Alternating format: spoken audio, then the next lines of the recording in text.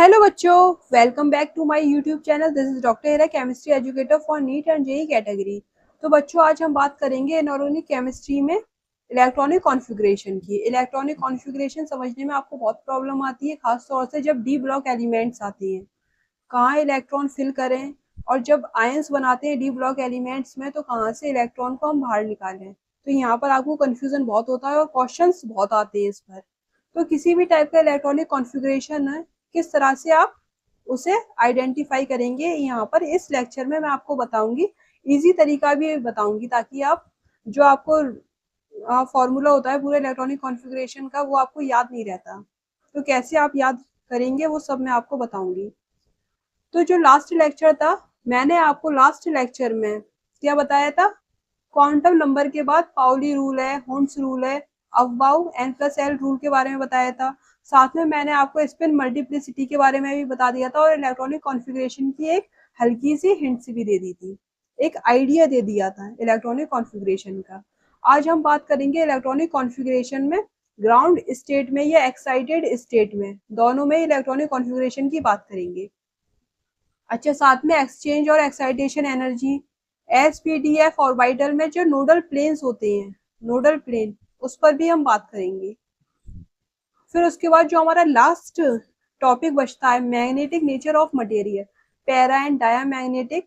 उसके बाद magnetic movement भी निकालेंगे, कैसे अनपेयर्ड इलेक्ट्रॉन से मैग्नेटिक मूवमेंट निकालते हैं, उसका फॉर्मूला क्या होता है, सिंपल तरीका क्या है उसे निकालने का, किसको, मैग्नेटिक मूवमेंट को। राइट, तो हम ये सारे टॉपिक्स जो मैंने आपको बताए हैं ये कवर करेंगे, और साथ में हमारा जनरल इनऑर्गेनिक केमिस्ट्री का पोर्शन खत्म हो जाएगा। उसके बाद मैं आपको पीरियोडिक टेबल स्टार्ट कर दूंगी, मतलब पीरियोडिक प्रॉपर्टी वाला जो आपका चैप्टर है एनसीईआरटी में, वो स्टार्ट कर दूंगी। तो यहाँ पर आपने देखा है ये पीरियोडिक टेबल है, यहाँ पर डिफरेंट टाइप के एलिमेंट्स है, बहुत सारे एलिमेंट्स है, और उनको उनके एटॉमिक नंबर के बेसिस पे सिक्वेंशियली बेस्ड पर अरेंज्ड किए हैं। तो यहाँ पर ये फर्स्ट है, second, third, fourth, fifth, sixth, seventh period है। ये सेवंथ पीरियड में आपकी पीरियोडिक टेबल डिवाइड है। अब हम बात कर लेते हैं। देखो यहाँ पर मैंने आपको ये बता दिया था लास्ट लेक्चर में, अगर आपने वो लेक्चर नहीं देखा तो आप जरूर देख लेना, ठीक है। अब बात कर लेते हैं। देखिए यहाँ पर ये भी बताया, energy of orbital in multi electronic system, कैसे आप एटम में इलेक्ट्रॉन को फिल करोगे, सब शेल के अंदर एनर्जी के इंक्रीजिंग ऑर्डर में आप इलेक्ट्रॉन को फिल करोगे एटम्स के अंदर। अब हम जब इलेक्ट्रॉनिक कॉन्फ़िगरेशन निकालते हैं तो हमें ये पूरा इतना सब कुछ याद करना बहुत मुश्किल पड़ जाता है। इतना सब कुछ याद करना सिक्वेंशियली बेस्ड है, बहुत मुश्किल है, याद भी नहीं कर पाओगे। तरीका क्या है, सिंपल तरीका इसको याद रखने का। देखो यहाँ पर HF मैजिक के थ्रू मैंने आपको याद करने का तरीका बताया।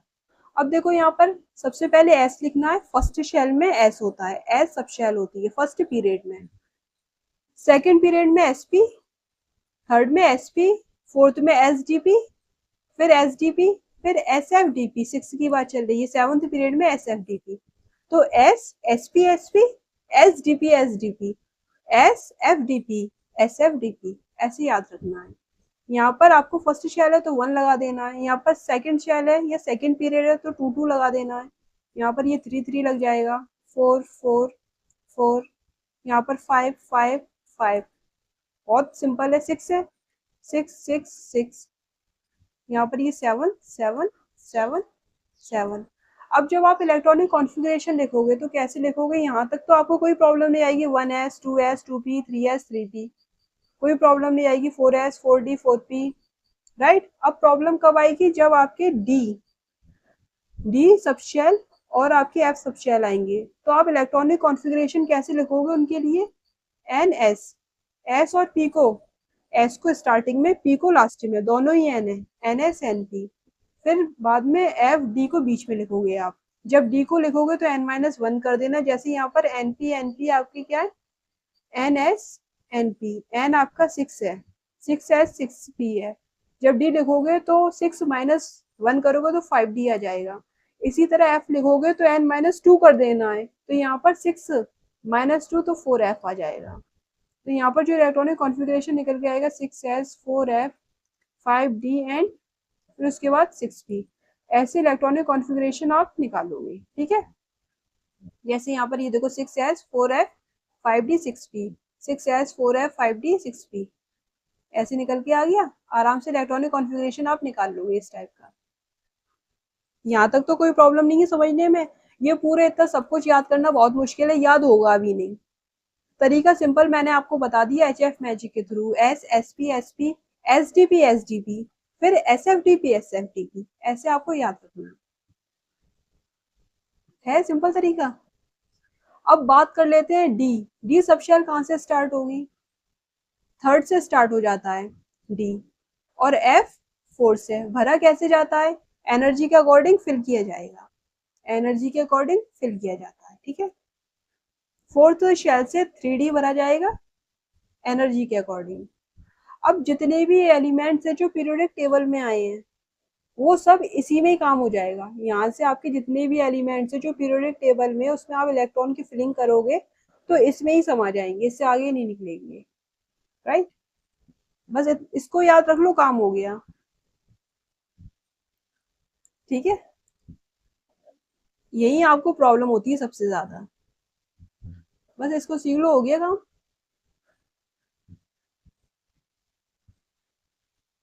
अब देखो यहाँ पर इलेक्ट्रॉनिक कॉन्फ़िगरेशन। जब भी आप इलेक्ट्रॉनिक कॉन्फ़िगरेशन लिखते हो किसी भी एटम का, तो आप कैसे लिखते हो? जैसे यहाँ पर ये एन की वैल्यू है, जैसे यहाँ पर आपने लिखा 1s2, तो यहाँ पर ये 1 एन की वैल्यू है, एन की। एस किसको बताता है? एल की वैल्यू को। और एक्स क्या है? Number of electron. तो N principal quantum number, L होता है आपका एजीमुथल क्वांटम नंबर। यहाँ पर दो क्या है? नंबर ऑफ इलेक्ट्रॉन्स फिल किए हैं, नंबर ऑफ इलेक्ट्रॉन्स को बताता है एक्स की वैल्यू। ऐसी तो फिल करते हो आप इलेक्ट्रॉनिक कॉन्फ़िगरेशन, वेरी सिंपल।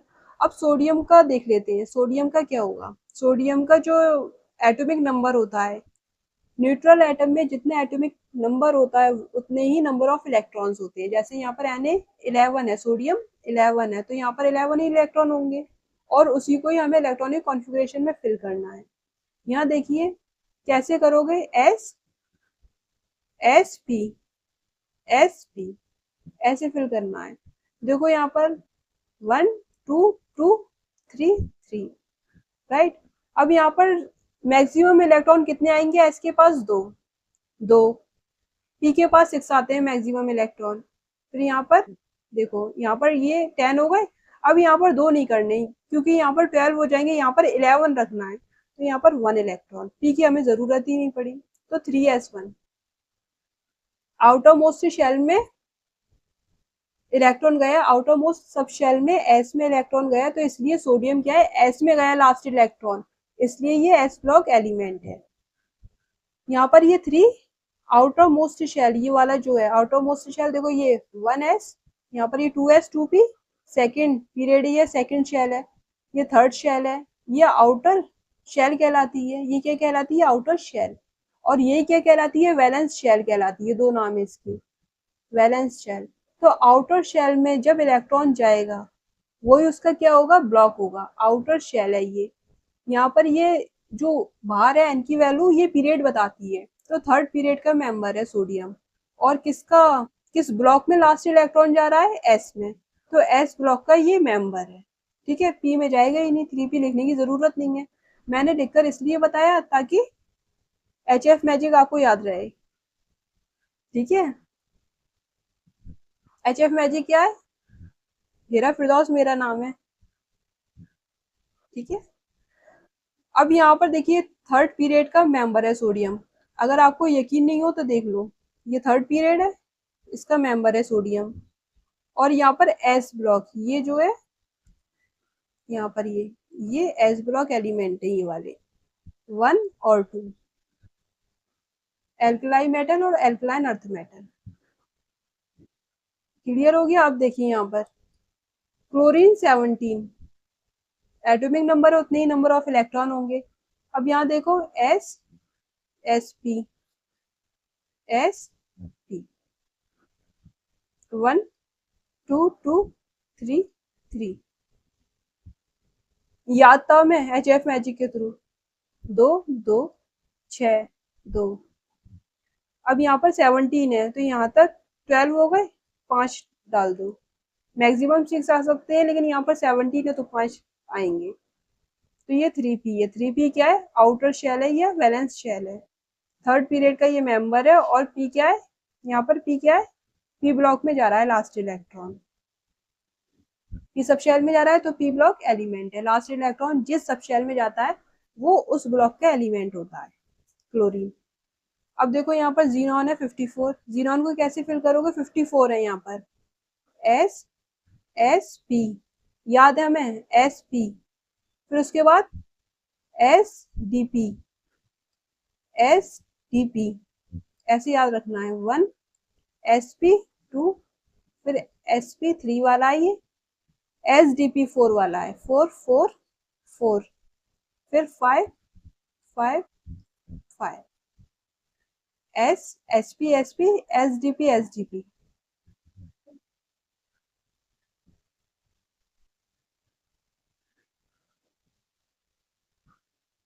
यहाँ पर ये सॉरी ये क्या हुआ, 4 नहीं लेने यहाँ पर, यहाँ देखो एस डी पी, जैसे डी आया, ये गलती हो सकती है, देखो यहाँ पर जैसे डी आया यहाँ पर, अभी तक तो कोई प्रॉब्लम नहीं थी, 1 एस एस, और यहाँ पर ये 2 पी है, 3 एस 3 पी, यहाँ तक तो कोई प्रॉब्लम नहीं है। अब जैसे ही डी आया तो डी के लिए क्या करेंगे, एन माइनस वन, यहाँ पर ये 4 है तो n minus one, 4 minus one 3, 3D। अब यहाँ पर ये 5s है और यहाँ पर ये 5p है, तो यहाँ पर क्या करोगे आप, 5 माइनस वन 4D, ऐसे S S P S P S D P S D P. इसलिए मैंने आपको ये वाली बात बताई है यहाँ पर फिलिंग करते वक्त, ये बात आपको याद रखनी है, n-2f है, n-1d है। देखो यहाँ पर 3D 4p 5s 4D 5p 4D 5p, clear हो गया। अब देखो यहाँ पर 54 है, 2 2 6 10 हो गए, 2 6 18 19 20, फिर यहाँ पर ये 30 हो गए, 36 हो गए, फिर 37 38 38, और यहाँ पर कितने हो गए, 48 48 के बाद 48 के बाद यहाँ पर देखो, यहाँ पर देखो 10, और यहाँ पर ये 10 20 30, और यहाँ पर ये 40, यहाँ पर ये 48, और यहाँ पर ये क्या होगा 48, यहाँ पर टोटल हो गए 50 54 56, तो यहाँ पर ये निकल कर आया 54, यहाँ पर ये इलेक्ट्रॉन से 54 ही हो गए। तो इस तरह आपको इलेक्ट्रॉनिक कॉन्फ़िगरेशन निकालना है। मैंने आपको तरीका बताया, S S P S D P S D P S F D P S F D P, 7th period होती है। जब भी डी और एफ आएगा तो आपको क्या करना है, डी के लिए n-1 करना है, एफ के लिए क्या करना है n-2, एफ अगर आता बाद में तो n-2 करते आप। यहाँ पर ये 4 है, यहाँ पर 3 है, और सिंपल है, इतना तो याद रख लोगे। तरीका बता दिए कितना सिंपल, अभी तक नहीं समझ में आया होगा, परेशानी रहते होगे इलेक्ट्रॉनिक कॉन्फ़िगरेशन में क्या होगा क्या नहीं होगा। अभी डी ब्लॉक एलिमेंट और बताऊंगी। यहाँ देखो हाइड्रोजन है, हीलियम है, लिथियम बेरिलियम बोरॉन है। हाइड्रोजन है यहाँ पर 1s1, helium 1s2, lithium 1s2 2s1, beryllium 1s2 2s2, boron 1s2 ssp sp, एक आएगा, 5 हो गए, 2 4 5 5 है ये। अब बात कर लेते हैं C6 की। C6 जैसे ही आया तो होन्स रूल एप्लीकेबल हो जाता है, कहाँ से, कार्बन से। अब यहाँ पर कार्बन की बात चल रही है, कार्बन से आपका एप्लीकेबल होता है होन्स रूल। होन्स रूल्स कहाँ पर एप्लीकेबल होता है, कार्बन तक। बोरॉन में तो कोई प्रॉब्लम नहीं थी, देखिए यहाँ पर 2p में 2p में एक ही इलेक्ट्रॉन है, पी सब शेल में 3 ऑर्बिटल्स होते हैं, एक इलेक्ट्रॉन है, एक इलेक्ट्रॉन के लिए तो आप होन्स रूल लगाओगे नहीं। जब तक 2 इलेक्ट्रॉन नहीं आएंगे तब तक होन्स रूल नहीं लगेगा। होन्स रूल क्या कहता है, मैंने आपको लास्ट लेक्चर में बताया था। होन्स रूल ये कहता है कि आप डीजेनरेट ऑर्बिटल में एक एक करके इलेक्ट्रॉन दे दो, सेम स्पिन का, सेम स्पिन होना चाहिए, एक एक करके हर एक ऑर्बिटल को डीजेनरेट, सब शेल में जितने भी डीजेनरेट ऑर्बिटल है, चाहे वो p हो या d हो, आप एक एक करके इलेक्ट्रॉन फिल कर दो। सेम स्पिन के। उसके बाद जब सब फिल हो जाए उसके बाद आप पेयरिंग करोगे, और जब पेयरिंग करोगे तब भी स्पिन सेम होना चाहिए। ये मैंने आपको हुंड्स रूल में बता दिया था। अब हुंड्स रूल कार्बन से एप्लीकेबल हो रहा है, तो यहाँ पर एक इलेक्ट्रॉन है तो एक इलेक्ट्रॉन में तो हुंड्स रूल नहीं लगेगा। सेम स्पिन के अगर आप एक एक करके इलेक्ट्रॉन फिल करोगे तो कम से कम 2 इलेक्ट्रॉन होना चाहिए, तो कार्बन पे हुंड्स रूल एप्लीकेबल है। जब आप कार्बन में इलेक्ट्रॉनिक कॉन्फ़िगरेशन निकालोगे, जैसे C6 है, यहाँ पर 1s2 2s2 और यहाँ पर 2p2, तो 6 इलेक्ट्रॉन फिल कर दिए। यहाँ पर ये s है, p की बात चल रही है। p में क्या है, डिजेनरेट ऑर्बिटल्स होते हैं p सब शेल में 3, राइट। अब यहाँ पर देखिए एक इलेक्ट्रॉन आपने फिल कर दिया, दूसरा इलेक्ट्रॉन आप फिल यहाँ पर नहीं करोगे, इस ऑर्बिटल में नहीं करोगे। सबसे पहले सबको एक एक इलेक्ट्रॉन दे दो सेम स्पिन के। अब यहाँ पर हुंड रूल लग गया ना। अगर आप अपोजिट स्पिन के दे देते तो गलत हो जाता, हुंड्स के अकॉर्डिंग ये गलत हो जाता। ऐसे दोगे तो ये गलत हो जाएगा। हुंड्स रूल एप्लीकेबल है सबको, सब ऑर्बिटल में एक एक करके इलेक्ट्रॉन फिल कर दो तीनों ऑर्बिटल में। उसके बाद क्या करोगे, पेयरिंग करोगे दो। और जब भी आप पेयरिंग कर रहे हो तब भी सेम स्पिन रखना है, और पेयरिंग से पहले भी सेम स्पिन रखना है, बाद में भी और पहले भी। और पाउली क्या कहता है, एक ऑर्बिटल में मैक्सिमम 2 इलेक्ट्रॉन आ सकते हैं, और उन 2 इलेक्ट्रॉन की सिर्फ एक ऑर्बिटल के बारे में बात करता है। मैक्सिमम 2 इलेक्ट्रॉन आ सकते हैं, सिर्फ 2 ही आएंगे, और उन 2 इलेक्ट्रॉन की चारों क्वांटम नंबर कभी सेम नहीं हो सकती। एन एल एम की वैल्यू अगर सेम है तो एस की डिफरेंट होगी, प्लस हाफ या माइनस हाफ होगा। क्लियर हो गया। यहाँ पर कार्बन से आपका क्या लग रहा है, हुंड्स रूल एप्लीकेबल हो रहा है फ्रॉम कार्बन।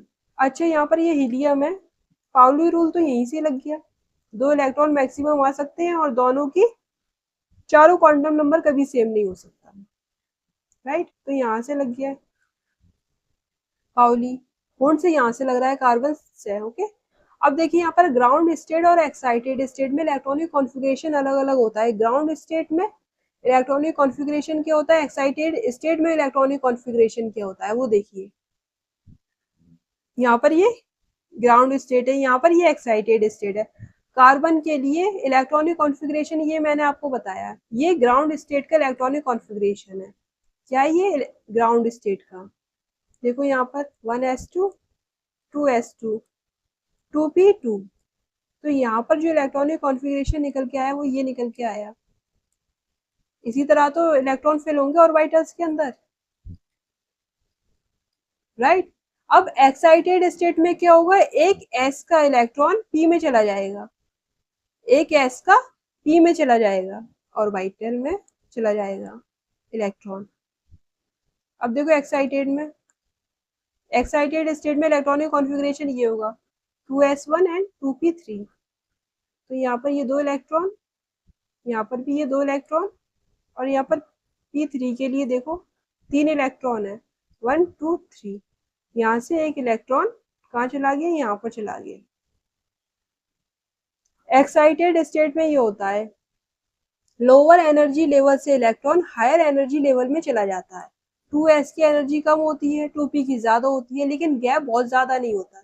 अगर गैप बहुत ज्यादा है तो एक्साइट ही नहीं कर पाएगा, पहुंच ही नहीं पाएगा। भाई दूरी ज्यादा बढ़ा दोगे तो कैसे पहुंच पाएगा, 2s से 2p पे कैसे पहुंच पाएगा।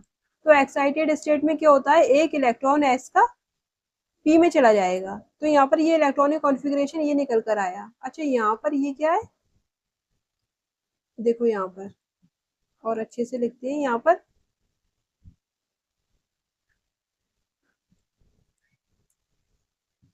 देखिए यहाँ पर p3 है,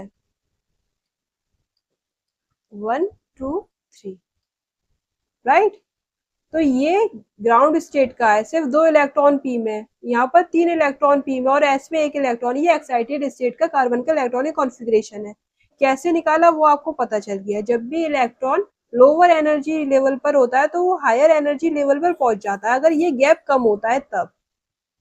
और नीचे से अगर ऊपर जाएगा, लोअर से हायर एनर्जी लेवल पर जाएगा, तो उसे एनर्जी की जरूरत होगी, तो एनर्जी लेकर जाता है। उसे आप क्या कहेंगे, उस एनर्जी को, जो उसको एनर्जी चाहिए, उसे कहते हैं एक्साइटेशन एनर्जी। आगे बात करेंगे, यहाँ पर ये एक्साइटेशन एनर्जी लिखा हुआ है, अभी मैं आपको डेफिनेशन बताऊंगी। अब यहाँ पर देखो नाइट्रोजन है N7, इसका electronic configuration 1s2 2s2 2p, यहाँ पर ये 7 है तो यहाँ पर 3 आएगा। अब यहाँ पर देखिए ये इसका इलेक्ट्रॉनिक कॉन्फ़िगरेशन है। अब यहाँ पर देखिए ग्राउंड स्टेट में है, लोअर एनर्जी लेवल पे जब इलेक्ट्रॉन है नाइट्रोजन के, उस टाइम इसका इलेक्ट्रॉनिक कॉन्फ़िगरेशन ये आ रहा है। अच्छा, ये एक्साइटेड स्टेट का इलेक्ट्रॉनिक कॉन्फ़िगरेशन इसका नहीं आता है, ये ऐसा नहीं होता जैसे 1s 2s 2p 3s में इलेक्ट्रॉन पहुंच जाए, यहाँ से s से निकलकर यहाँ पर इस s में इलेक्ट्रॉन पहुंच जाए, ऐसा नहीं होता। क्यों नहीं होता? क्योंकि सेम पीरियड में एक्साइटेशन होगा।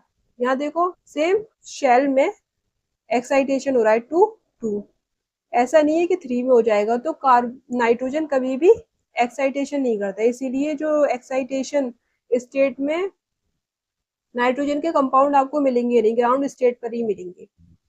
अब यहाँ पर 2s से 3s पे क्यों नहीं जाता? शेल बदल गया, एनर्जी गैप ज्यादा हो गया, एनर्जी ज्यादा चाहिए, इतनी एनर्जी दे नहीं पाता, इतनी एनर्जी इसको मिल नहीं पाती ना, इस इलेक्ट्रॉन को इतनी एनर्जी मिल नहीं पाएगी, तो यहाँ पर शेल चेंज हो गई, तो एनर्जी ज्यादा चाहिए, गैप ज्यादा हो गया, इतना एनर्जी ये ले नहीं पाता, तो इसलिए एक्साइटेशन भी नहीं होता। तो नाइट्रोजन का इलेक्ट्रॉनिक कॉन्फ़िगरेशन आपको यही दिखा मिलेगा, है ना, 3 अनपेयर्ड इलेक्ट्रॉन होते हैं इसके पास, यही दिखेगा आपको, 3 अनपेयर्ड इलेक्ट्रॉन है, 1 2 3। क्लियर हो गया?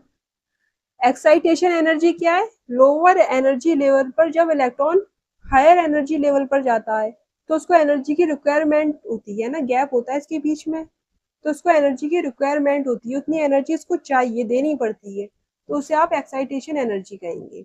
देखो, energy required for an electron jump from lower energy level to higher energy level, इसे आप एक्साइटेशन एनर्जी कहोगे।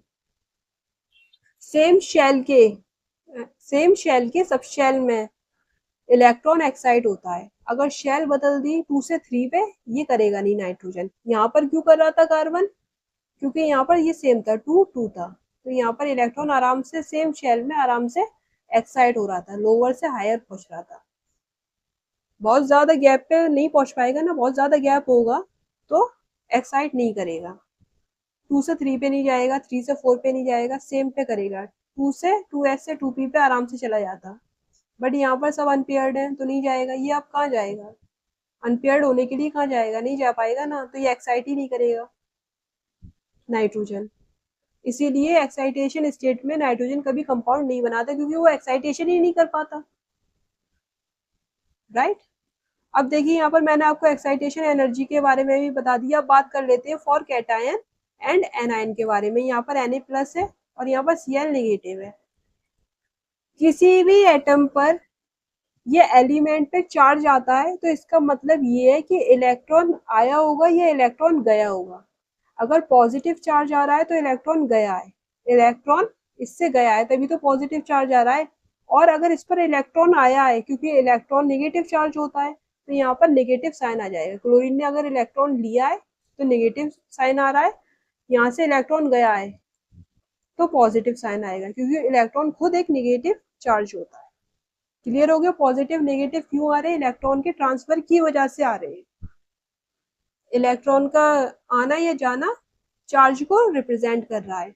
अगर आ रहा है तो नेगेटिव, और अगर जा रहा है इलेक्ट्रॉन तो पॉजिटिव चार्ज आएगा। अब इसका इलेक्ट्रॉनिक कॉन्फ़िगरेशन कैसे लिखा जाएगा वो देखो, 1s2 2s2 2p, वही HF मैजिक के थ्रू, s sp sfdp है ना, s sp sdp, फिर उसके बाद लास्ट में sfdp, 7th पीरियड में sfdp। और डी और एफ को लिखोगे तो डी को लिखने के लिए n-1, एफ को लिखने के लिए n-2। बार बार रिपीट क्यों कर रही हूँ? ताकि आपको याद रहे। यहाँ यही आपको मिस्टेक होती है ना, ये याद नहीं रहता है आपको। 1s2 2s2 2p 6 और यहाँ पर 3s1, तो 11 था सोडियम का इलेक्ट्रॉनिक कॉन्फ़िगरेशन। कितना था इसके पास? जो इसका एटॉमिक नंबर था वो 11 था, 11 ही इसके पास इलेक्ट्रॉन होना चाहिए, क्योंकि यहाँ पर पॉजिटिव चार्ज है तो यहाँ पर 10 इलेक्ट्रॉन रह गए। 11 माइनस 1 करोगे तो यहाँ पर कितने 10 इलेक्ट्रॉन्स रह गए। तो 10 इलेक्ट्रॉन हमें फिल करने हैं, यहाँ तक फिल होगा, इसको हटा दो। ये इसका इलेक्ट्रॉनिक कॉन्फ़िगरेशन आएगा Na+ का। कैसे आएगा? बिल्कुल इनर्ट गैस की तरह, नोबल गैस की तरह, नियॉन की तरह। अब देखिए यहाँ पर क्लोरीन है, 1s2 2s2 2p6 3s2 10 11 12, फिर यहाँ पर 3p5 होना चाहिए था। एक इलेक्ट्रॉन आया, एक इलेक्ट्रॉन आ गया तो यहाँ पर कितने हो गए 17 + 1। अगर नेगेटिव है तो ऐड कर दो, पॉजिटिव है तो माइनस कर दो। यहाँ पर ये हमने माइनस कर दिया, यहाँ पर ऐड कर दिया +1। -2 होता तो +2 कर देते, -1 है यहाँ पर। Next noble gas configuration achieve कर रहा है। 17 + 1 ये क्या है 18 इलेक्ट्रॉन। तो आर्गन में 18 इलेक्ट्रॉन होते हैं। यहाँ पर कितना हो गया 5 6। ये इसका इलेक्ट्रॉनिक कॉन्फ़िगरेशन आएगा किसका? क्लोरीन Cl नेगेटिव का। Right, positive negative charge electron बताते हैं, इलेक्ट्रॉन के ट्रांसफर को बताते हैं। प्रोटॉन का नंबर सेम रहेगा, न्यूट्रॉन का नंबर सेम होगा, चाहे वो कैटायन हो एनायन हो और या फिर एटम हो। कैटायन एनायन किस पे सेंस पे बात कर रही हूँ? सेम एटम के, सेम एटम के। जैसे आपके पास सोडियम प्लस ही ले लेते हैं, आपके पास सोडियम एटम और सोडियम प्लस में नंबर ऑफ प्रोटॉन सेम रहेंगे, नंबर ऑफ न्यूट्रॉन सेम रहेंगे, चेंज क्या होगा इलेक्ट्रॉन। सोडियम एटम में 11 इलेक्ट्रॉन थे, सोडियम Na+ में 10 इलेक्ट्रॉन है। तो इसका इलेक्ट्रॉनिक कॉन्फ़िगरेशन आप सीख गए, सीख गए। अब बात कर लेते हैं जहां पर आपको सबसे ज्यादा प्रॉब्लम आती है, डी ब्लॉक एलिमेंट्स की, और यहीं पर ही सबसे ज्यादा क्वेश्चन पूछ लेता है, क्योंकि आप फंस जाते हो तभी तो क्वेश्चन पूछता है। नीट में जेई में यहीं से क्वेश्चन ज्यादा आते हैं। तो ये 3D सीरीज है, यहाँ पर scandium titanium vanadium chromium MnFe cobalt nickel copper zinc, ये आपको याद होना चाहिए। जब मैं आपको पीरियोडिक प्रॉपर्टी वाला चैप्टर पढ़ाऊंगी तो मैं आपको याद करने का तरीका भी बताऊंगी, ट्रिक भी बताऊंगी। जैसे अभी आपने इलेक्ट्रॉनिक कॉन्फ़िगरेशन को याद कर लिया, कैसे याद किया? S SP SDP SDP SFDP SFDP, इस तरह। डी ब्लॉक एलिमेंट्स, इलेक्ट्रॉन पहले 4s में जाएगा और निकलेगा भी पहले 4s से। ये मैंने आपको बहुत सिंपल तरीका बता दिया है, जनरल तरीका बता दिया है इसको याद रखने का। अब इसको प्रूफ कैसे किया जाए? प्रूफ भी तो करना है। आप कह रहे हो मैम आपने लिखवा दी है, इसको प्रूफ भी तो कीजिए, ऐसे कैसे हम मान लें? ठीक है, सोच रहे हो आप? तो देखो यहाँ पर ये 3D सीरीज के एलिमेंट हैं यहाँ पर। अब ये इलेक्ट्रॉनिक कॉन्फ़िगरेशन है, स्कैंडियम 21 है इसका atomic number, 22 23 24 25 manganese, Fe26 cobalt 27 निकल 28 कॉपर 29 जिंक 30। ये पूरा इलेक्ट्रॉनिक कॉन्फ़िगरेशन है, S SP SP। फिर उसके बाद क्या आ रहा है यहाँ पर? SDP SDP लेते हैं हम लोग इस तरह। तो यहाँ पर ये 3D पहले ले लिया है, 4s बाद में लिया है। यहाँ पर आपको प्रॉब्लम होगी इलेक्ट्रॉनिक कॉन्फ़िगरेशन में, यहाँ पर आपको प्रॉब्लम हो रही है। 3D और 4s में ज्यादा प्रॉब्लम होती है, आपको यही प्रॉब्लम होगी डी ब्लॉक एलिमेंट्स में। देखो यहाँ पर अभी तक हमने जो याद किया है S SP SP SDP SDP SFDP SFDP। अब यहाँ पर इलेक्ट्रॉनिक कॉन्फ़िगरेशन इस तरीके से लिखा गया है, ठीक है। अभी मैं आपको और अच्छे से एक्सप्लेन करूंगी। यहाँ देखो 3D1 4s2 3D2 4s2 3D3 4s2, यहाँ पर ये फिल हो रहा है।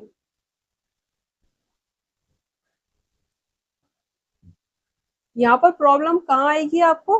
कॉपर में, देखो यहाँ पर क्रोमियम में और कॉपर में। ये इलेक्ट्रॉनिक कॉन्फ़िगरेशन आपको याद रखना है। यहाँ पर हाफ फिल्ड डी होगा और यहाँ पर फुल फिल्ड डी होगा, कॉपर में, क्रोमियम और कॉपर में। चलो इलेक्ट्रॉनिक कॉन्फ़िगरेशन निकालते हैं हम लोग। Fe26 एग्जाम्पल ले लिया हमने फेरस को। अब यहाँ पर देखो S SP, यहाँ पर S SP SP, फिर यहाँ पर ये D ले लिया है, ये S ले लिया है। मैं आपको आगे बताऊंगी किस तरह से आपको याद रखना है। सिर्फ अभी ये समझो जो आउटर मोस्ट शेल है, यहाँ पर ये 4 है, ये सब क्या है 3 है, यहाँ पर ये 2 है और यहाँ पर ये 1 है, तो 4 सबसे ज्यादा है। 4 क्या हुआ, आउटर मोस्ट शेल है। बिल्कुल कंफ्यूज मत होना है ना, बिल्कुल कंफ्यूज मत होना, समझते जाओ। और यहाँ पर ये बीच में और बना दिया, ये फर्स्ट शेल है, सेकंड, थर्ड और ये फोर्थ। ऐसी तो है, अगर 5 होता तो और ज्यादा होता, फिर 6, फिर 7, 8, ऐसे इनफाइनाइट होते हैं किसी भी एटम में।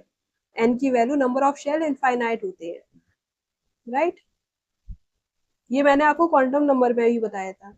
अब देखो यहाँ पर जो आउटर मोस्ट शेल है उसे क्या कहते हैं, एन को आउटर मोस्ट शेल है ये 4 वाली, अल्टीमेट शेल है या वैलेंस शेल, एक ही नाम है इनके। n-2 ये वाला आया, 4 में से 4n है, तो n-1 करोगे तो 3 आ जाएगा। ये इसे क्या कहोगे आप, आउटर मोस्ट शेल से अंदर की तरफ, जस्ट अंदर, उसे आप क्या कहोगे, पेनल्टीमेट शेल या pre valence shell. Outermost shell या वैलेंस शेल से आगे वाली शेल। फिर उसके बाद एक नंबर और आगे वाली शेल, यहाँ पर ये 2s2p सेकंड शेल, उसे आप कहते हो प्री पेनल्टीमेट शेल, ये कहते हो, ठीक है। अब यहाँ पर Fe+3 दिया है आपको, यहाँ पर आपको इलेक्ट्रॉनिक कॉन्फ़िगरेशन निकालना है। किस तरीके से निकालोगे वो देखो, S Sp Sp और यहाँ पर थोड़ा छोटे में लिखते हैं, S Sp Sp और यहाँ पर SDP, राइट। अब देखो यहाँ पर 1 2 2 3 3 4 4 और यहाँ पर ये 4। अब यहाँ पर Fe का 26 होता है एटॉमिक नंबर। हमें क्या करना है, इलेक्ट्रॉन की फिलिंग करनी है, करो। कितने हो गए यहाँ तक, 10 और 10 20, और अब डी में जाएगा इलेक्ट्रॉन। लास्ट इलेक्ट्रॉन कहाँ पर जा रहा है, डी में, तो यहाँ पर 4d नहीं होना चाहिए, यहाँ पर 3d होगा, ठीक है। समझ गए, SDP, यहाँ गलती हो रही है, ये 3d होगा, तो यहाँ पर ये 6 हो गया, राइट। अब देखो यहाँ पर 4p की जरूरत ही नहीं पड़ी, यहाँ पर ये इलेक्ट्रॉन फिल हो गए, यहाँ पर ये इलेक्ट्रॉन फिल हो गए, 26 इलेक्ट्रॉन। आपने इस तरह इलेक्ट्रॉन को फिल कर दिया। लास्ट इलेक्ट्रॉन कहाँ जा रहा है, डी में। लास्ट इलेक्ट्रॉन आपका कहाँ पर गया है, डी में गया है, इसलिए ये जो एलिमेंट्स हैं ये डी ब्लॉक एलिमेंट कहलाएंगे। लास्ट इलेक्ट्रॉन जिस सब शेल में जाता है वो उस ब्लॉक के एलिमेंट कहलाते हैं। Fe यहाँ पर डी ब्लॉक एलिमेंट है, ये आपको पता है, तो लास्ट इलेक्ट्रॉन डी में ही जाएगा। अब यहाँ पर Fe+3 मतलब 3 इलेक्ट्रॉन निकाल दिया आपने, तो यहाँ पर अब आप कैसे लिखोगे, देखो 1s2। अब आप आउटर शेल को आगे की तरफ लिख दोगे, आउटर शेल को आगे की तरफ लिखना है बस आपको। जब फिल किया था तो ऐसे आउटर शेल को आगे लिखना है, 2s 2p 3s2 3p6, यहाँ पर 3d और यहाँ पर ये 4s, यहाँ पर ये 2। तो 4 बड़ा है, आउटर शेल है 3 से, वैलेंस शेल है। यहाँ पर जब भी आप इलेक्ट्रॉन निकालोगे तो आउटर मोस्ट शेल से निकालोगे, जिसकी एनर्जी ज्यादा होती है वहां से इलेक्ट्रॉन निकलते हैं। अब आप ये कह रहे होगे कि मैम 4s और 3d में 3d की एनर्जी ज्यादा है, जब आपने इलेक्ट्रॉन को फिल किया था तो 3d की एनर्जी ज्यादा है। अब आप ये कह रही हो कि 4s की एनर्जी ज्यादा है, कि क्यों, क्योंकि ये आउटर मोस्ट शेल है। आप कहना क्या चाह रही हो, ये तो पूरा गलत हो रहा है। आप ये सोच रहे होंगे ये तो पूरा गलत हो रहा है, जब हम इलेक्ट्रॉन निकालेंगे तो 4s से निकालेंगे, 4s की एनर्जी ज्यादा है और यहाँ पर 4s की एनर्जी कम है। जब आपने हमें इलेक्ट्रॉनिक कॉन्फ़िगरेशन याद करवाया है, S Sp Sp SDP SDP SFDP SFDP ऐसे याद कराया है, और आपने ये कहा है कि D के लिए n-1 करना है, F के लिए n-2 करना है, ठीक है। आपने यहाँ पर 3D ले लिया, सही है, इस तरह से आपने लिख लिया, यहाँ तक तो आपका मामला ठीक है।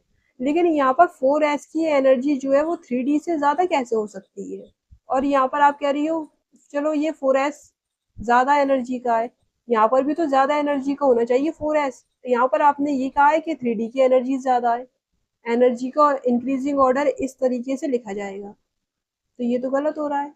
तो मैं आपको बता दूं, देखिए जब भी आप n+l रूल लगाओगे, n+l रूल, अफवाह रूल मैंने आपको बताया, जब भी आप यूज करोगे तो वो जो यूज होता है वो वेकेंट ऑर्बिटल के लिए यूज होता है। जब आपने इलेक्ट्रॉन की फिलिंग नहीं करी, जैसी आप इलेक्ट्रॉन की फिलिंग करोगे ऑर्बिटल्स में, तो वो एटम बन जाएंगे। ठीक है, n+l रूल आप किस पर लगाओगे? वैकेंट ऑर्बिटल्स पे।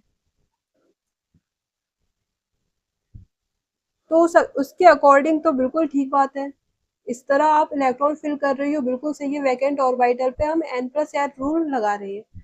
जैसे ही इलेक्ट्रॉन फिल हो गए ऑर्बिटल्स में, जैसे ही इलेक्ट्रॉन फिल किया तो वो एटम बन गया। अब जब एटम बन गया तो आप जिसकी n की वैल्यू ज्यादा है, after filling of electron in orbitals, तो जैसे ही एटम बन गया तो जिसकी एन की वैल्यू ज्यादा है, एन से आप एनर्जी लेवल देखोगे सब शेल की, जिसकी एनर्जी ज्यादा है एन की, उस सब शेल की एनर्जी भी ज्यादा होगी, एनर्जी भी ज्यादा होगी, राइट।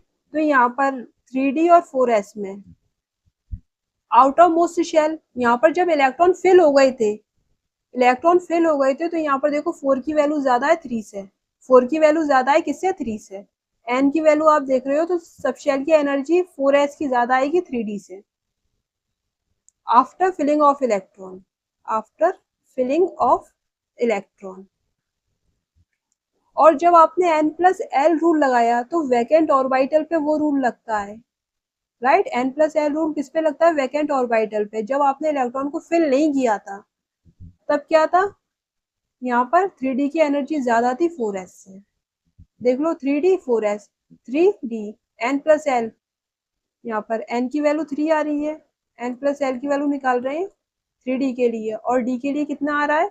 SPD 2 आएगा, तो 5 निकल कर आ रहा है। 4s के लिए यहाँ पर ये 4 निकल कर आ रहा है, देखो 4 + 0 तो 4 निकल कर आ रहा है, तो 5 बड़ा है 4 से, 5 बड़ा है ना 4 से, तो यहाँ पर 3D की एनर्जी ज्यादा है। n+l रूल जब लग रहा है वेकेंट ऑर्बिटल पे तो 3D की एनर्जी ज्यादा है। जैसे ही इलेक्ट्रॉन फिल हो गए ऑर्बिटल्स के अंदर, सब शेल के अंदर, तो वो एटम बन गया। एटम बन गया उसके बाद आप n से एनर्जी निकालोगे सब शेल की। n आउटर मोस्ट शेल 4 ज्यादा है किससे? 3 से, तो यहाँ पर 4s की एनर्जी ज्यादा आएगी 3D से। अब यहाँ से इलेक्ट्रॉन निकलेगा, आउटर मोस्ट शेल से इलेक्ट्रॉन निकलेगा। ओके, जब फिल करोगे तो उसके अकॉर्डिंग करोगे, 3D की एनर्जी ज्यादा है 4s से, तो 4s में पहले जाएगा फिर बाद में 3D में जाएगा। तो जब फिल करोगे तो 4s में इलेक्ट्रॉन पहले जाता है, और जब निकालोगे तो n से निकालोगे तब भी 4s से इलेक्ट्रॉन पहले निकलेगा। ये थंब रूल है, आपको याद रखना है। यहाँ आप फंसते हो, मैंने आपको क्लियर कर दिया, एक एक पॉइंट क्लियर कर दिया है रूल के अकॉर्डिंग। क्लियर हो गया? अब आपका बिल्कुल क्लियर हो गया, अभी तक आपका क्लियर नहीं था, कोई आपको इस तरह नहीं समझाएगा। मैं आपको पहले बता रही हूँ, पूरे यूट्यूब पर आपको ये बात पता नहीं चलेगी, आप कितने भी लेक्चर्स देख लो, राइट। तो आपको ये पूरी बात मैंने बता दिया है कैसे फिल किया। अभी तक आप कंफ्यूजन में ही थे कि 3D की एनर्जी ज्यादा होती है 4s की, जब निकालते हैं 4s से इलेक्ट्रॉन निकाल देते हैं 3D से। फंसते कहो, जब आपसे क्वेश्चन में पूछ लेता है वो क्वांटम नंबर, आपको लास्ट इलेक्ट्रॉन की निकालनी है, डी और डी ब्लॉक एलिमेंट्स दे देता है, लास्ट इलेक्ट्रॉन की चारों क्वांटम नंबर की वैल्यू आप निकालो। अब लास्ट इलेक्ट्रॉन किस में जाएगा? आयंस दे दिए तो और दिक्कत आ गई, अब क्या होगा? तो यहाँ फंस रहे हो, ठीक है। जब हम पढ़ते थे तो हम भी फंसते थे, कोई बड़ी बात नहीं है, आज आपको समझ में आ गया है।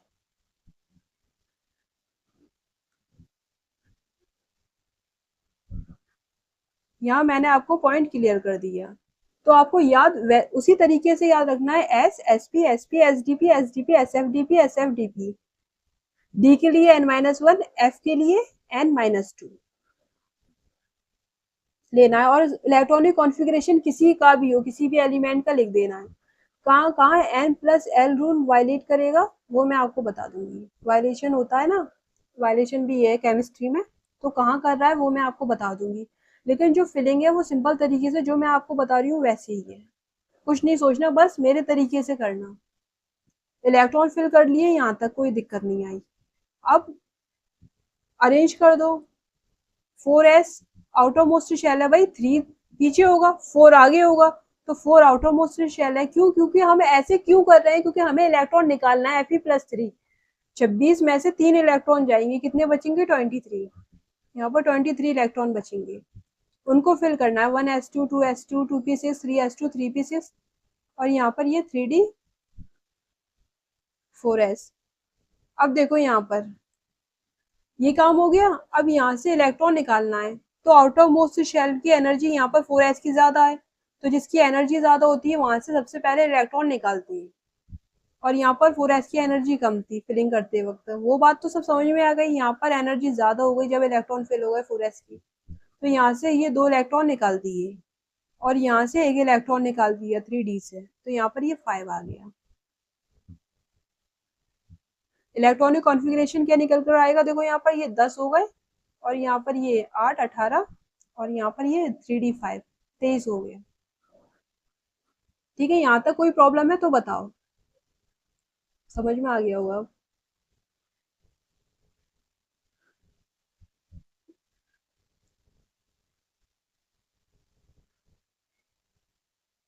यहाँ पर ये 10 और ये भी 10 है, ये 26 है।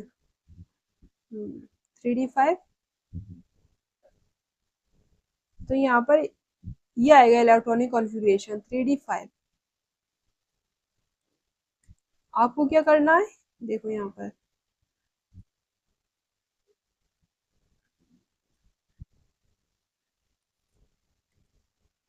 जब आप Fe+3 का इलेक्ट्रॉनिक कॉन्फ़िगरेशन लिखोगे तो क्या होगा? यहाँ पर 23 इलेक्ट्रॉन्स है। 1s2 2s2 2p6 3s2 3p6, 2 electron यहाँ से निकलेंगे, एक इलेक्ट्रॉन यहाँ से निकलेगा, 3d5 ये आ जाएगा। 4s 0 हो गए आप। वेरी सिंपल, ये इलेक्ट्रॉनिक कॉन्फ़िगरेशन आएगा। क्रोमियम 24, क्रोमियम में क्या है इलेक्ट्रॉनिक कॉन्फ़िगरेशन, इसको आपको याद रखना है, कॉपर को भी याद रखना है। देखो यहाँ पर 1s2 2s2 2p6 है, 1s 2s 2p, फिर 3s 3p, और यहाँ पर फिर आ जाएगा आपका, देखो 4s, और यहाँ पर ये 3d। यहाँ पर देखो ये कितने हो गए? डी में 5 आएगा, यहाँ पर ये ऐसे होना चाहिए था, यहाँ पर ये 10 ऐसे होना चाहिए था। जब आप फिल करोगे तो ऐसा होना चाहिए था, बट होगा क्या? डी हाफ फिल्ड हो जाएगा। डी में 5 ऑर्बिटल्स होते हैं, मैक्सिमम 10 इलेक्ट्रॉन्स आ सकते हैं, लेकिन 5 आएंगे तो हाफ फिल्ड हो जाएगा। Half filled electronic configuration stable होता है, इसलिए एस का एक इलेक्ट्रॉन कहाँ पर पहुंच जाएगा? डी में पहुंच जाएगा, ये हाफ फिल्ड हो जाएगा 3d। ये इसका इलेक्ट्रॉनिक कॉन्फ़िगरेशन होता है, ये याद रखना है। 4s1 3d5। अब यहाँ पर देखिए कॉपर का भी याद रखना है, ये भी इम्पोर्टेंट है। देखो 1s2 2s2 2p6 3s2 3p6, यहाँ पर 4s फिर 3d। अब यहाँ पर 4s के पास कितने इलेक्ट्रॉन होने चाहिए थे? 2, उसके बाद डी में फिल करते, लेकिन यहाँ पर s का एक इलेक्ट्रॉन डी में चला जाएगा, और यहाँ पर ये एक रह जाएगा। काउंट कर लीजिए यहाँ तक 10, फिर यहाँ पर ये 10 20, और यहाँ पर 29 इलेक्ट्रॉन्स हैं, तो यहाँ पर ये 1 है, और यहाँ पर ये 10 है, ये हाफ फिल्ड है, और यहाँ पर ये 3d फुल फिल्ड है। तो स्टेबल कॉन्फ़िगरेशन होता है ये, हाफ फील्ड और फुल फील्ड स्टेबल कॉन्फ़िगरेशन होता है। लेकिन अगर हाफ फील्ड और फुल फील्ड में भी देखा जाए तो फुल फील्ड का कॉन्फ़िगरेशन ज़्यादा स्टेबल होता है। हम क्या करते हैं, जो स्टेबल कॉन्फ़िगरेशन होता है उसको ही तो वैल्यू देते हैं। ये समझ गए आप? इस तरह से इलेक्ट्रॉनिक कॉन्फ़िगरेशन निकाला जाता है। इलेक्ट्रॉन कैसे निकाले जाएंगे? सबसे पहले जब जो मैंने आपको कॉन्फ़िगरेशन बताया वैसे ही कॉन्फ़िगरेशन के अकॉर्डिंग आपको इलेक्ट्रॉन फिल कर देने हैं। फिर उसके बाद 4 3 से बड़ा है तो ये आउटर इलेक्ट्रॉनिक कॉन्फ़िगरेशन होगा, आउटर मोस्ट शेल है, तो आपको इस तरह लिख देना है। फिर 4s से इलेक्ट्रॉन निकाल देने हैं, और मैंने आपको ये भी बताया 3D4S में कब किसकी एनर्जी ज़्यादा होगी, जब आप इलेक्ट्रॉन फिल करोगे उस टाइम, और आफ्टर फिलिंग द इलेक्ट्रॉन किसकी एनर्जी ज़्यादा होगी, ये मैंने आपको कॉन्सेप्ट ही क्लियर कर दिया। फिर उसके बाद आपको जब Fe+3 आयंस लिखोगे तो S से इलेक्ट्रॉन निकालने हैं, और D से अगर निकल रहे हैं तो निकाल देना, एक इलेक्ट्रॉन D से निकल रहा है, राइट। ये करना है आपको। एक्सचेंज एनर्जी के बारे में देखिए, एक्सचेंज एनर्जी क्या होती है, energy released when electron with the same spin exchange position within degenerate orbitals in a subshell. Exchange energy क्या होती है, इसका जो फॉर्मूला है वो ये, number of exchange is equal to n(n-1/2), ये इसका फॉर्मूला है, ये आपको याद रखना है एक्सचेंज एनर्जी का। अब ये एक्सचेंज एनर्जी क्या होती है, मैम एक्साइटेशन एनर्जी आपने बता दिया, एक्सचेंज एनर्जी क्या है, देखिए यहाँ पर,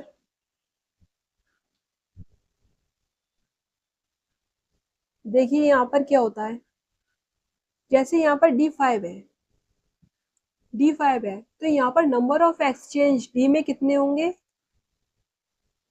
जितने ज्यादा नंबर ऑफ एक्सचेंज होते हो उतना ही ज्यादा स्टेबल इलेक्ट्रॉनिक कॉन्फ़िगरेशन निकल कर आता है। अभी हमने स्पिन मल्टीप्लिसिटी वाला फॉर्मूला देखा, जितना ज्यादा वैल्यू होगी उतना ही ज्यादा स्टेबल कॉन्फ़िगरेशन होगा, ये हमें पता चल गया था लास्ट लेक्चर में।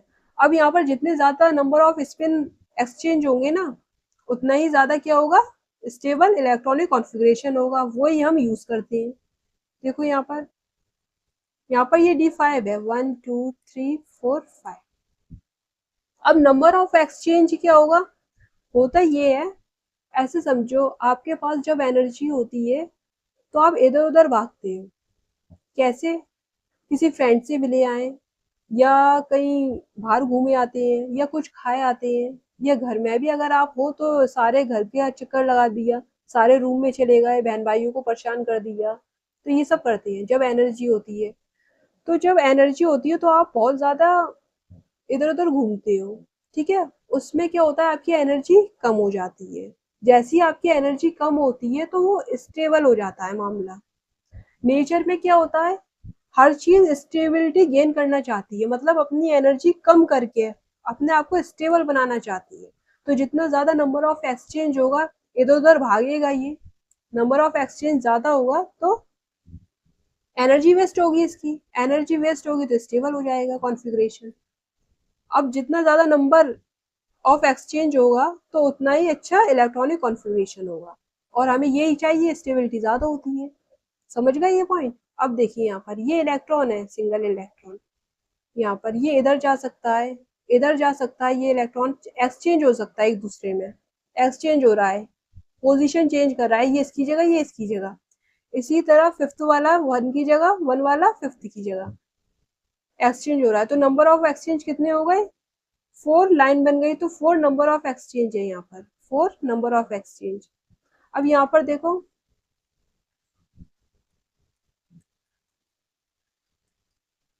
अब ये सेकंड वाला भी तो यही काम करेगा, सेकंड वाला थर्ड की जगह, सेकंड वाला फोर्थ की जगह आ जाएगा, सेकंड वाला अपनी जगह को एक्सचेंज करके फिफ्थ की जगह फिफ्थ, सेकंड की जगह आ जाएगा, तो यहाँ पर 3 लाइन बन रही है, तो नंबर ऑफ एक्सचेंज 3 है। अब देखिए यहाँ पर बहुत सिंपल तरीके से बता रही हूँ, फॉर्मूला बताऊंगी, फिर फॉर्मूले से हल निकाल दूंगी। अब थर्ड वाला भी तो ये कर सकता है, इन दोनों के साथ एक्सचेंज कर सकता है, तो नंबर ऑफ एक्सचेंज 2 हो गए। अब लास्ट में कौन बचा, फोर्थ वाला, देखो यहाँ पर ये 4 वाला बचा, 4 वाला फिफ्थ वाले के साथ एक्सचेंज कर सकता है, नंबर ऑफ एक्सचेंज 1, तो 4 + 3 + 2 + 1 कितने हो गए, 10। नंबर ऑफ एक्सचेंज इस इलेक्ट्रॉनिक कॉन्फ़िगरेशन में कितने आएंगे, 5, सॉरी 10 आ रहे हैं, कितने आ रहे हैं, 10, ऐड कर देना है, 4 3 2 1, 10 आ गए, ये नंबर ऑफ एक्सचेंज निकल कर आया, राइट। अब इसी तरह देखिए यहाँ पर D10 के लिए, ये क्या है, D10 के लिए यूज कर रहे हैं हम, यहाँ पर नंबर ऑफ एक्सचेंज देखिए 1 2, ये ऐसे फिल होगा, ऐसे ही तो होता है। अब यहाँ पर पांचों सेम स्पिन किए हैं, प्लस हाफ और पांचों अपोजिट स्पिन के हैं, स्पिन डाउन है तो -12 है। तो अगर आप 5 की निकालोगे, जो ऊपर अप स्पिन है प्लस वाले आप निकालोगे प्लस हाफ वाले, तो उसके टोटल निकल कर आएंगे, एक दूसरे को एक्सचेंज करेंगे तो इस तरह एक्सचेंज कर लेंगे, तो उनके कितने निकल कर आ रहे हैं, 5 निकल के आएंगे। सॉरी 5 वाले के इस तरह 10 निकल कर आएंगे। फिर ये वाले हैं डाउन स्पिन, उनके भी 10 निकल कर आएंगे, नंबर ऑफ एक्सचेंज, तो टोटल 20 होगा। तो जिसका नंबर ऑफ स्पिन ज्यादा निकल कर आएंगे, है ना, नंबर ऑफ एक्सचेंज ज्यादा निकल कर आएंगे, नंबर ऑफ एक्सचेंज ज्यादा निकल कर आएंगे, वो उतना ही ज्यादा स्टेबल इलेक्ट्रॉनिक कॉन्फ़िगरेशन होता है। अच्छी बात है। तो इसीलिए ये जो फुलफिल वाला है D10 ज्यादा स्टेबल है, किससे, D5 से। इसमें सिर्फ 10 निकल कर आए हैं, इस पे 20 निकल कर आए हैं, राइट। तो यहाँ पर ये ज्यादा स्टेबल होगा। इसी तरह D5 D10 में, D10 ज्यादा इलेक्ट्रॉनिक कॉन्फ़िगरेशन ज्यादा स्टेबल है, क्योंकि नंबर ऑफ एक्सचेंज D10 में 20 निकल कर आए हैं, D5 में 10 निकल कर आए हैं। जितने ज्यादा निकल कर आएंगे उतना अच्छा इलेक्ट्रॉनिक कॉन्फ़िगरेशन होगा, स्टेबल होता है। अब देखिए यहाँ पर इसी तरह P6 और P3 में निकालोगे तो नंबर ऑफ एक्सचेंज P6 के निकल कर आएंगे। तो यहाँ पर ये फुल फिल्ड है, ये वाले, ये दोनों, और यहाँ पर ये दोनों हाफ फिल्ड है। क्लियर हो गया नंबर ऑफ एक्सचेंज निकालने का तरीका। अब फॉर्मूले से कैसे नंबर ऑफ एक्सचेंज निकालते हैं वो देखिए। यहाँ पर ये फॉर्मूला है नंबर ऑफ एक्सचेंज निकालने का, n(n-1/2). n किसके लिए ले रहे हो, सेम स्पिन के लिए n ले रहे हो, प्लस हाफ के लिए और माइनस हाफ स्पिन के लिए, ठीक है। नंबर ऑफ एक्सचेंज ऐसे निकल कर आएंगे, इसमें वैल्यू पुट कर दोगे, आराम से आप निकाल लोगे। जैसे यहाँ पर D5 था, D5 के लिए आपको क्या करना है, 5 माइनस n-1 है, तो यहाँ पर 5 - 1, सब अनपेयर्ड इलेक्ट्रॉन है, n यहाँ पर अनपेयर्ड इलेक्ट्रॉन है सेम स्पिन के। यहाँ देखो 5 - 1/2, तो यहाँ पर 4 5 से 20, टोटल 10 निकल कर आ रहा है, नंबर ऑफ एक्सचेंज 10। D10 के लिए आप कैसे निकालोगे, 5 एक जैसे स्पिन किए हैं और 5 अलग स्पिन किए हैं, स्पिन अप स्पिन डाउन। तो पहले 5 के लिए निकालते हैं जो अप स्पिन है, 5 - 1/2, तो यहाँ पर ये 10 निकल कर आ रहे हैं। अब स्पिन डाउन के लिए निकालते हैं, 5 है वो भी अनपेयर्ड इलेक्ट्रॉन, तो 5 - 1/2। अब दोनों को ऐड कर लेंगे तो टोटल 10 + 10 20 आ रहा है यहाँ पर, और यहाँ पर 10।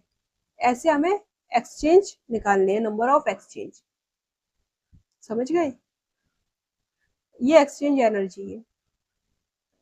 अब डाउट आपको कहाँ पर आएगा, क्या डाउट आएगा आपको, मैम ठीक है चलिए आप कह रही हैं D5 और D10 वाला इलेक्ट्रॉनिक कॉन्फ़िगरेशन स्टेबल होता है क्योंकि नंबर ऑफ एक्सचेंज ज़्यादा निकल कर आते हैं।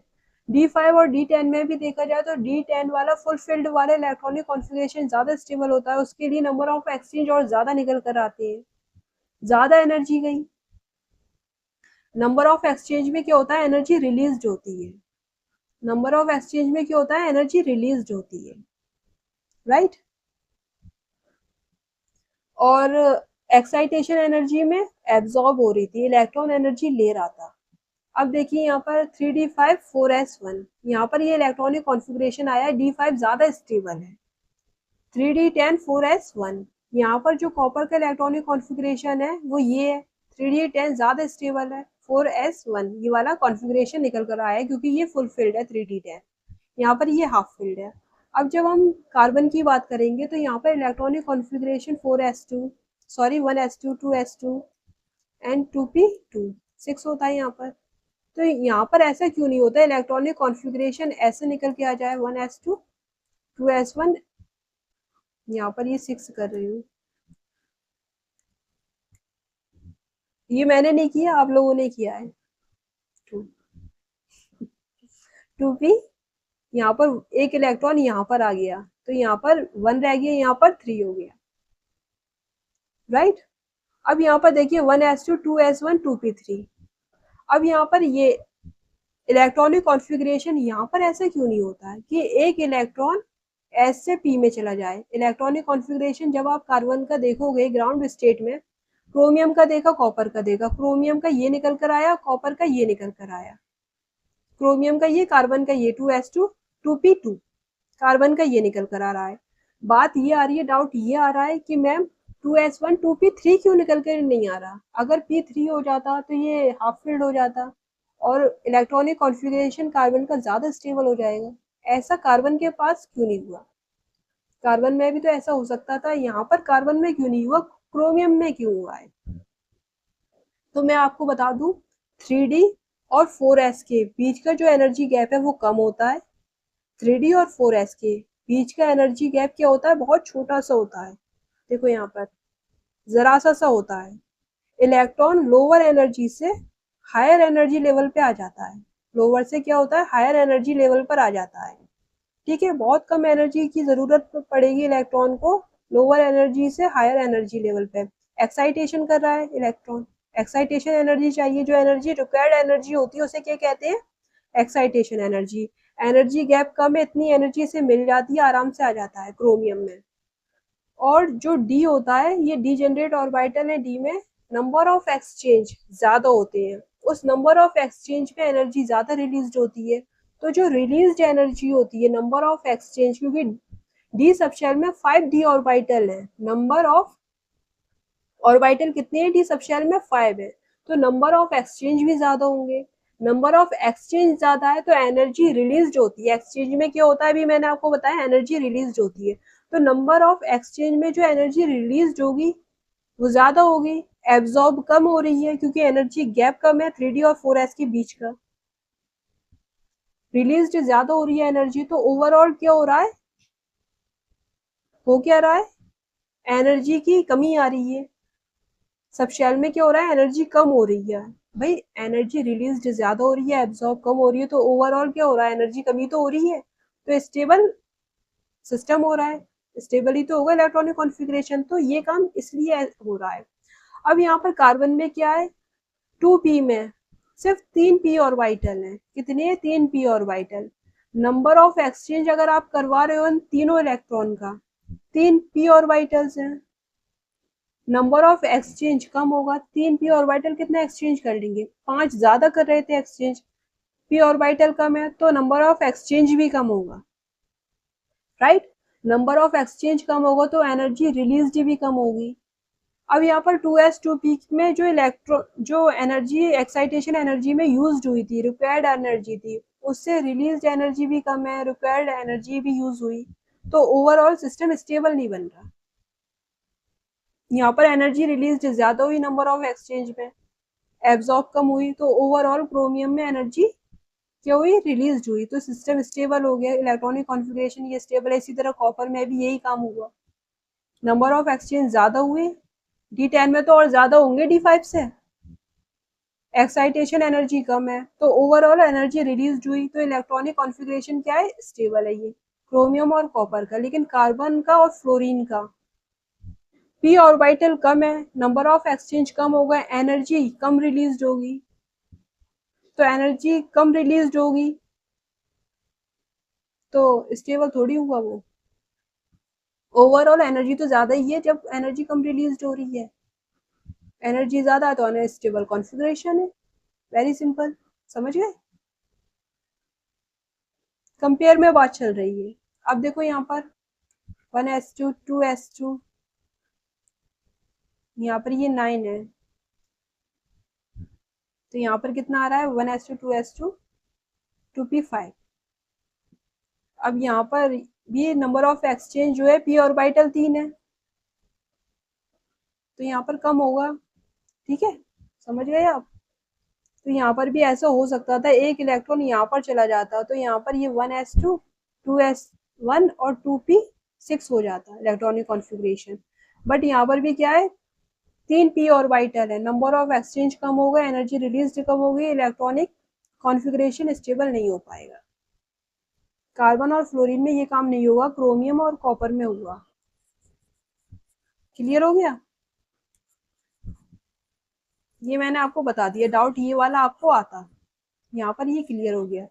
अब यहाँ पर कार्बन और फ्लोरीन की क्या बात हुई, यहाँ पर कार्बन और फ्लोरीन के पास p और सब शेल है, p ऑर्बिटल्स कम है, 3 है बस। कितने? 3। तो नंबर ऑफ एक्सचेंज भी कम होगा, नंबर ऑफ एक्सचेंज इलेक्ट्रॉन का, अनपेयर्ड इलेक्ट्रॉन का कम होगा, एनर्जी कम निकलेगी, एनर्जी रिलीज्ड कम होगी, और जो कॉन्फ़िगरेशन है वो स्टेबल भी नहीं होगा, ठीक है, ये अनस्टेबल ही रहेगा। Very simple. अब बात कर लेते हैं जिंक की और Zn+2 की। यहाँ पर देखिए इलेक्ट्रॉनिक कॉन्फ़िगरेशन वैसी, S, Sp, Sp and Sdp, 1 2 2 3 3 4 4 4। अब यहाँ पर इलेक्ट्रॉन फिल कर दो, जिंक है 30, 2 4 6, 2 6 30 हो गई, यहाँ पर देखो 20 हो गई, यहाँ तक 30 फिल करने हैं। डी में कितने आएंगे? 10 आएंगे। पी की जरूरत ही नहीं है, पी की जरूरत ही नहीं है, यहाँ पर 3 लेना है, 4 मत लेना, 3D। अब देखो यहाँ पर Zn30 है, Zn+2 है यहाँ पर। अब क्या करना है? अब आउटर मोस्ट शेल को आप आगे लिख दो, ये 4s क्या है? आउटर मोस्ट शेल है। 1s2, 2s2, 2p6, 3s2, 3p6, यहाँ पर 3d10 एंड 4s2। एस से इलेक्ट्रॉन जाएंगे, 2 इलेक्ट्रॉन जा रहे हैं, यहाँ पर 28 इलेक्ट्रॉन है। 1s2, 2s2, 2p6, 3s2, 3p6, 3d10 and 4s0। ये 3d10 होंगे। ये इलेक्ट्रॉनिक कॉन्फ़िगरेशन निकल कर आएगा, यहाँ से 2 इलेक्ट्रॉन जाएंगे। अच्छा, आप कंफ्यूज कहाँ होंगे? बुक में ये लिखा होगा, बुक में आउटर मोस्ट शेल के अकॉर्डिंग भी लिखा मिल सकता है आपको, और जो मैंने आपको याद कराया वो तो आप समझ ही गए हो, 4s और 3d। यहाँ पर अगर ये वाला इलेक्ट्रॉनिक कॉन्फ़िगरेशन लिखा हो तो आप घबराना मत, ये आउटर मोस्ट शेल के अकॉर्डिंग लिखा हुआ है। आउटर मोस्ट शेल बाहर होती है तो 4s भी आगे होगा 3 से। क्लियर हो गया? तो यहाँ पर ये इलेक्ट्रॉनिक कॉन्फ़िगरेशन Zn+2 का ये निकल कर आया। अब यहाँ पर ऐसे इलेक्ट्रॉन निकले हैं 3d10, ये इलेक्ट्रॉनिक कॉन्फ़िगरेशन है। अब यहाँ पर देखिए, ये मैंने आपको बता दिया है नोट में, n+l rule used for vacant orbital before filling of electron but after filling of electron in atom energy decided by n। n ज्यादा होगा तो एनर्जी ज्यादा होगी, 4s की एनर्जी ज्यादा होगी 3d से, जब इलेक्ट्रॉन फिल कर दोगे तब। वैसे वेकेंट ऑर्बिटल में जब इलेक्ट्रॉन फिल नहीं होंगे तो n+l रूल लगेगा, उसके अकॉर्डिंग 3d की एनर्जी ज्यादा होती है 4s से। ये बात मैंने आपको क्लियर कर दिया है। और किस तरीके से आप इलेक्ट्रॉन फिल करोगे, किस तरीके से डी ब्लॉक एलिमेंट्स में इलेक्ट्रॉन को बाहर निकालोगे आयंस के फॉर्म में, यहाँ पर Zn+2 आयन है, यहाँ पर 4s से इलेक्ट्रॉन निकाले हैं, ये मैंने आपको तरीका बता दिया है। अब n+l रूल आपका वायलेट करेगा, कहाँ कहाँ करेगा वो देखिए। देखो यहाँ पर ये डी ब्लॉक एलिमेंट्स है, ये 3d है, ये 4d है, ये 5d है एंड ये 6d है, ठीक है। डी ब्लॉक एलिमेंट्स है स्कैंडियम, टाइटेनियम, आपको याद रखना है, क्रोमियम है, कॉपर है, इसका इलेक्ट्रॉनिक कॉन्फ़िगरेशन याद रखना है, ये सब याद रखने हैं, मैं आपको आगे और बताऊंगी। अब देखिए यहाँ पर लैंथेनम 57 है, जब आप इलेक्ट्रॉनिक कॉन्फ़िगरेशन फिल करोगे, इलेक्ट्रॉनिक कॉन्फ़िगरेशन के अकॉर्डिंग इलेक्ट्रॉन को फिल करोगे, तो यहाँ पर 6s2 4s1 आना चाहिए, लेकिन यहाँ पर 4s में इलेक्ट्रॉन नहीं है, 3d1 है। देखो यहाँ पर ये लैंथेनम है, यहाँ पर ये 3d1 एंड 4p। अब यहाँ पर एनर्जी लेवल n+l रूल को ये वायलेट कर रहा है ना, ये बात आपको याद रखनी है, लैंथेनम है। और यहाँ पर ये Ac89 लैंथेनाइड है, एक्टिनाइड है, और ये देखो 4s है, 5s है, 6d है एंड 7p है। तो यहाँ पर ये 0 है, यहाँ पर इलेक्ट्रॉन आ गया।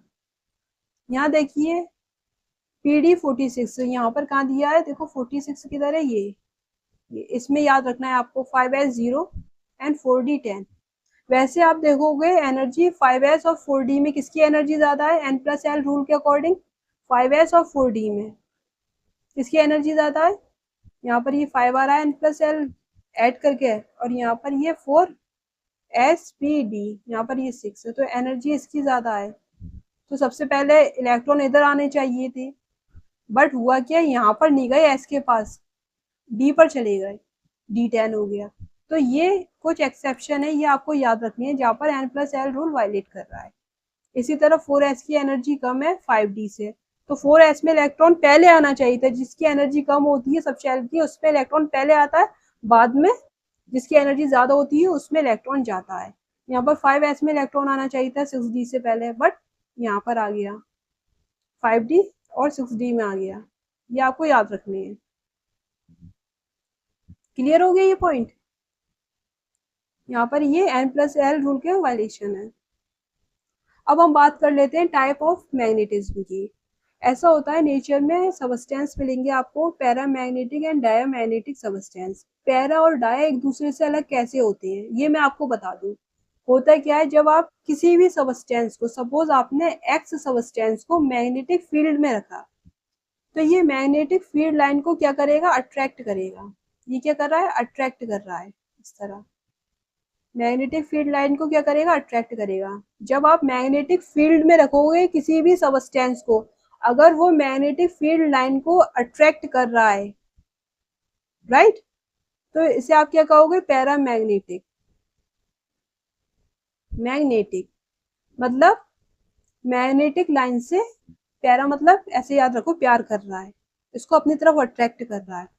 और जब आप किसी भी सबस्टेंस को मैग्नेटिक फील्ड में रखोगे, तो ये मैग्नेटिक फील्ड लाइन को क्या करेंगे, रिपेल करेंगे।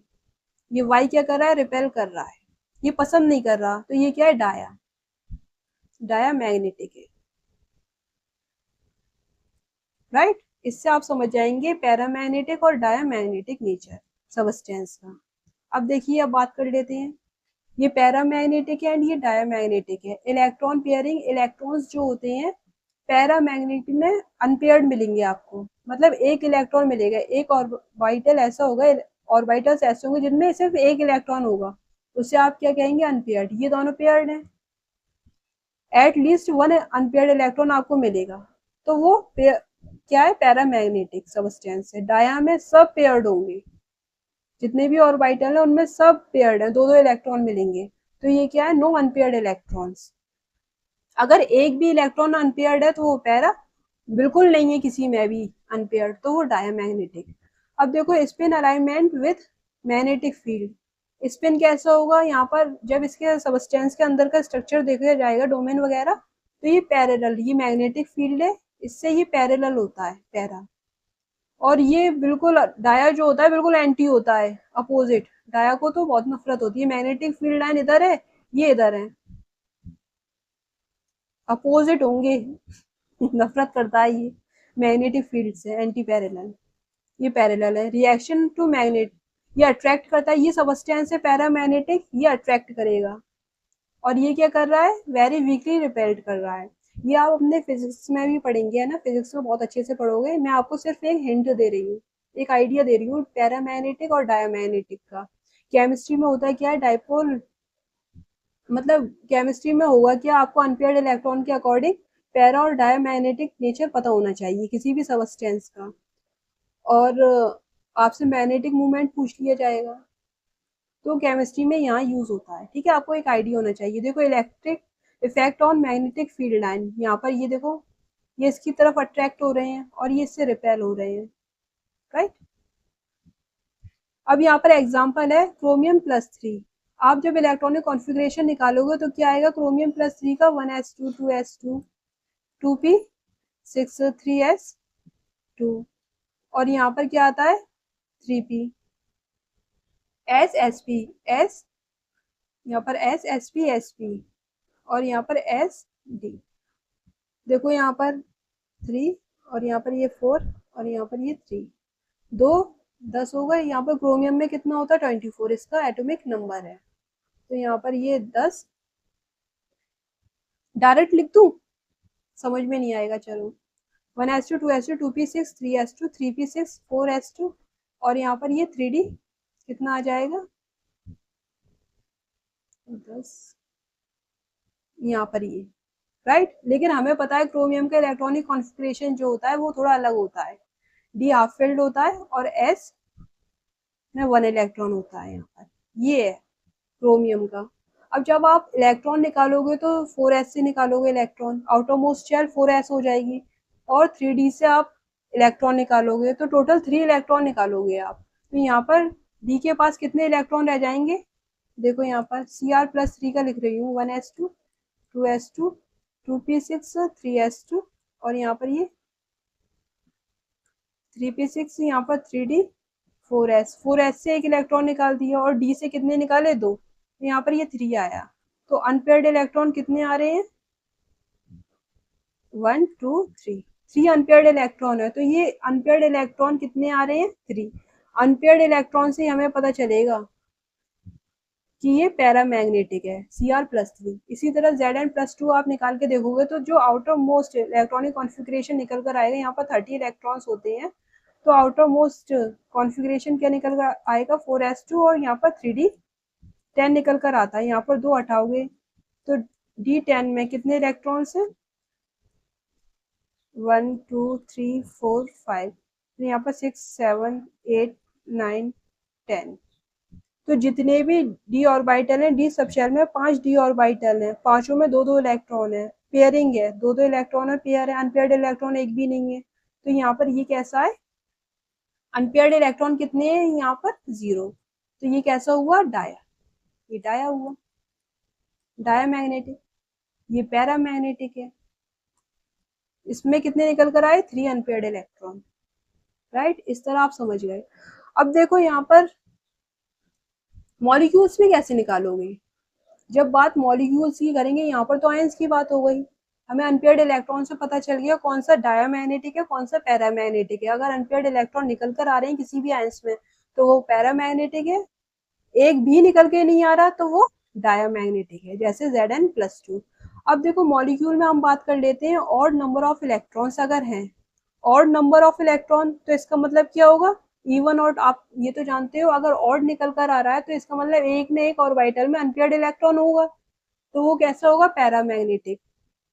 B2 और O2 को छोड़कर यहाँ पर 10 इलेक्ट्रॉन्स होते हैं B2 में, बोरॉन के पास 5 इलेक्ट्रॉन होते हैं, B2 है तो 10 इलेक्ट्रॉन, O2 के पास कितने हैं, ऑक्सीजन के पास 8 इलेक्ट्रॉन है, 2 हैं O2, तो 16 इलेक्ट्रॉन्स टोटल। तो पैरामैग्नेटिक है ये, है ना। इनमें इवन होने के बाद भी ये कैसे हैं, पैरामैग्नेटिक है। इनका नेचर आप IMOT में पढ़ोगे, मॉलिक्यूलर ऑर्बिटल थ्योरी में। अब यहाँ पर देखो NO NO2, यहाँ पर आप निकालोगे तो इवन निकल कर आएंगे, सॉरी ऑड निकल कर आएंगे, तो एक न एक ऑर्बिटल में क्या होगा, अनपेयर्ड इलेक्ट्रॉन होंगे।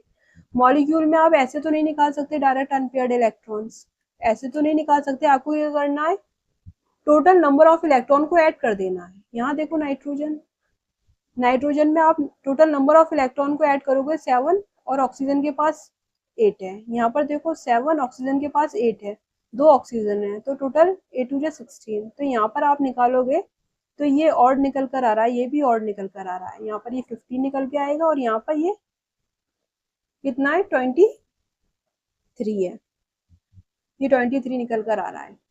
तो यहाँ पर ये भी ऑड है नंबर, ये भी ऑड नंबर है, इसका मतलब इसके पास अनपेयर्ड इलेक्ट्रॉन होंगे, तो अनपेयर्ड है तो पैरा।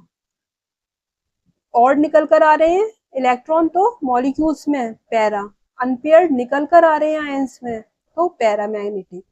और अगर और B2 और O2 तो निकल कर आते ही हैं, ये किससे एक्सप्लेन होंगे, MOT से। क्लियर हो गया, even number of electron in a molecule अगर हैं तो डायामैग्नेटिक, जैसे कार्बन डाइऑक्साइड, ये डायामैग्नेटिक है, एक भी अनपेयर्ड नहीं होगा अगर इवन है तो। इवन और ऑड तो जानते हो आप, 1 3 5 7 9 ये सब क्या होते हैं, नंबर ऑड होते हैं। इवन 2 4 6 पेयर में नंबर होते हैं, 8 10, ठीक है, ये कैसे होते हैं, इवन। अब देखो कार्बन का क्या है, एटॉमिक नंबर 6, उतने ही नंबर ऑफ इलेक्ट्रॉन होते हैं एलिमेंट में, 6।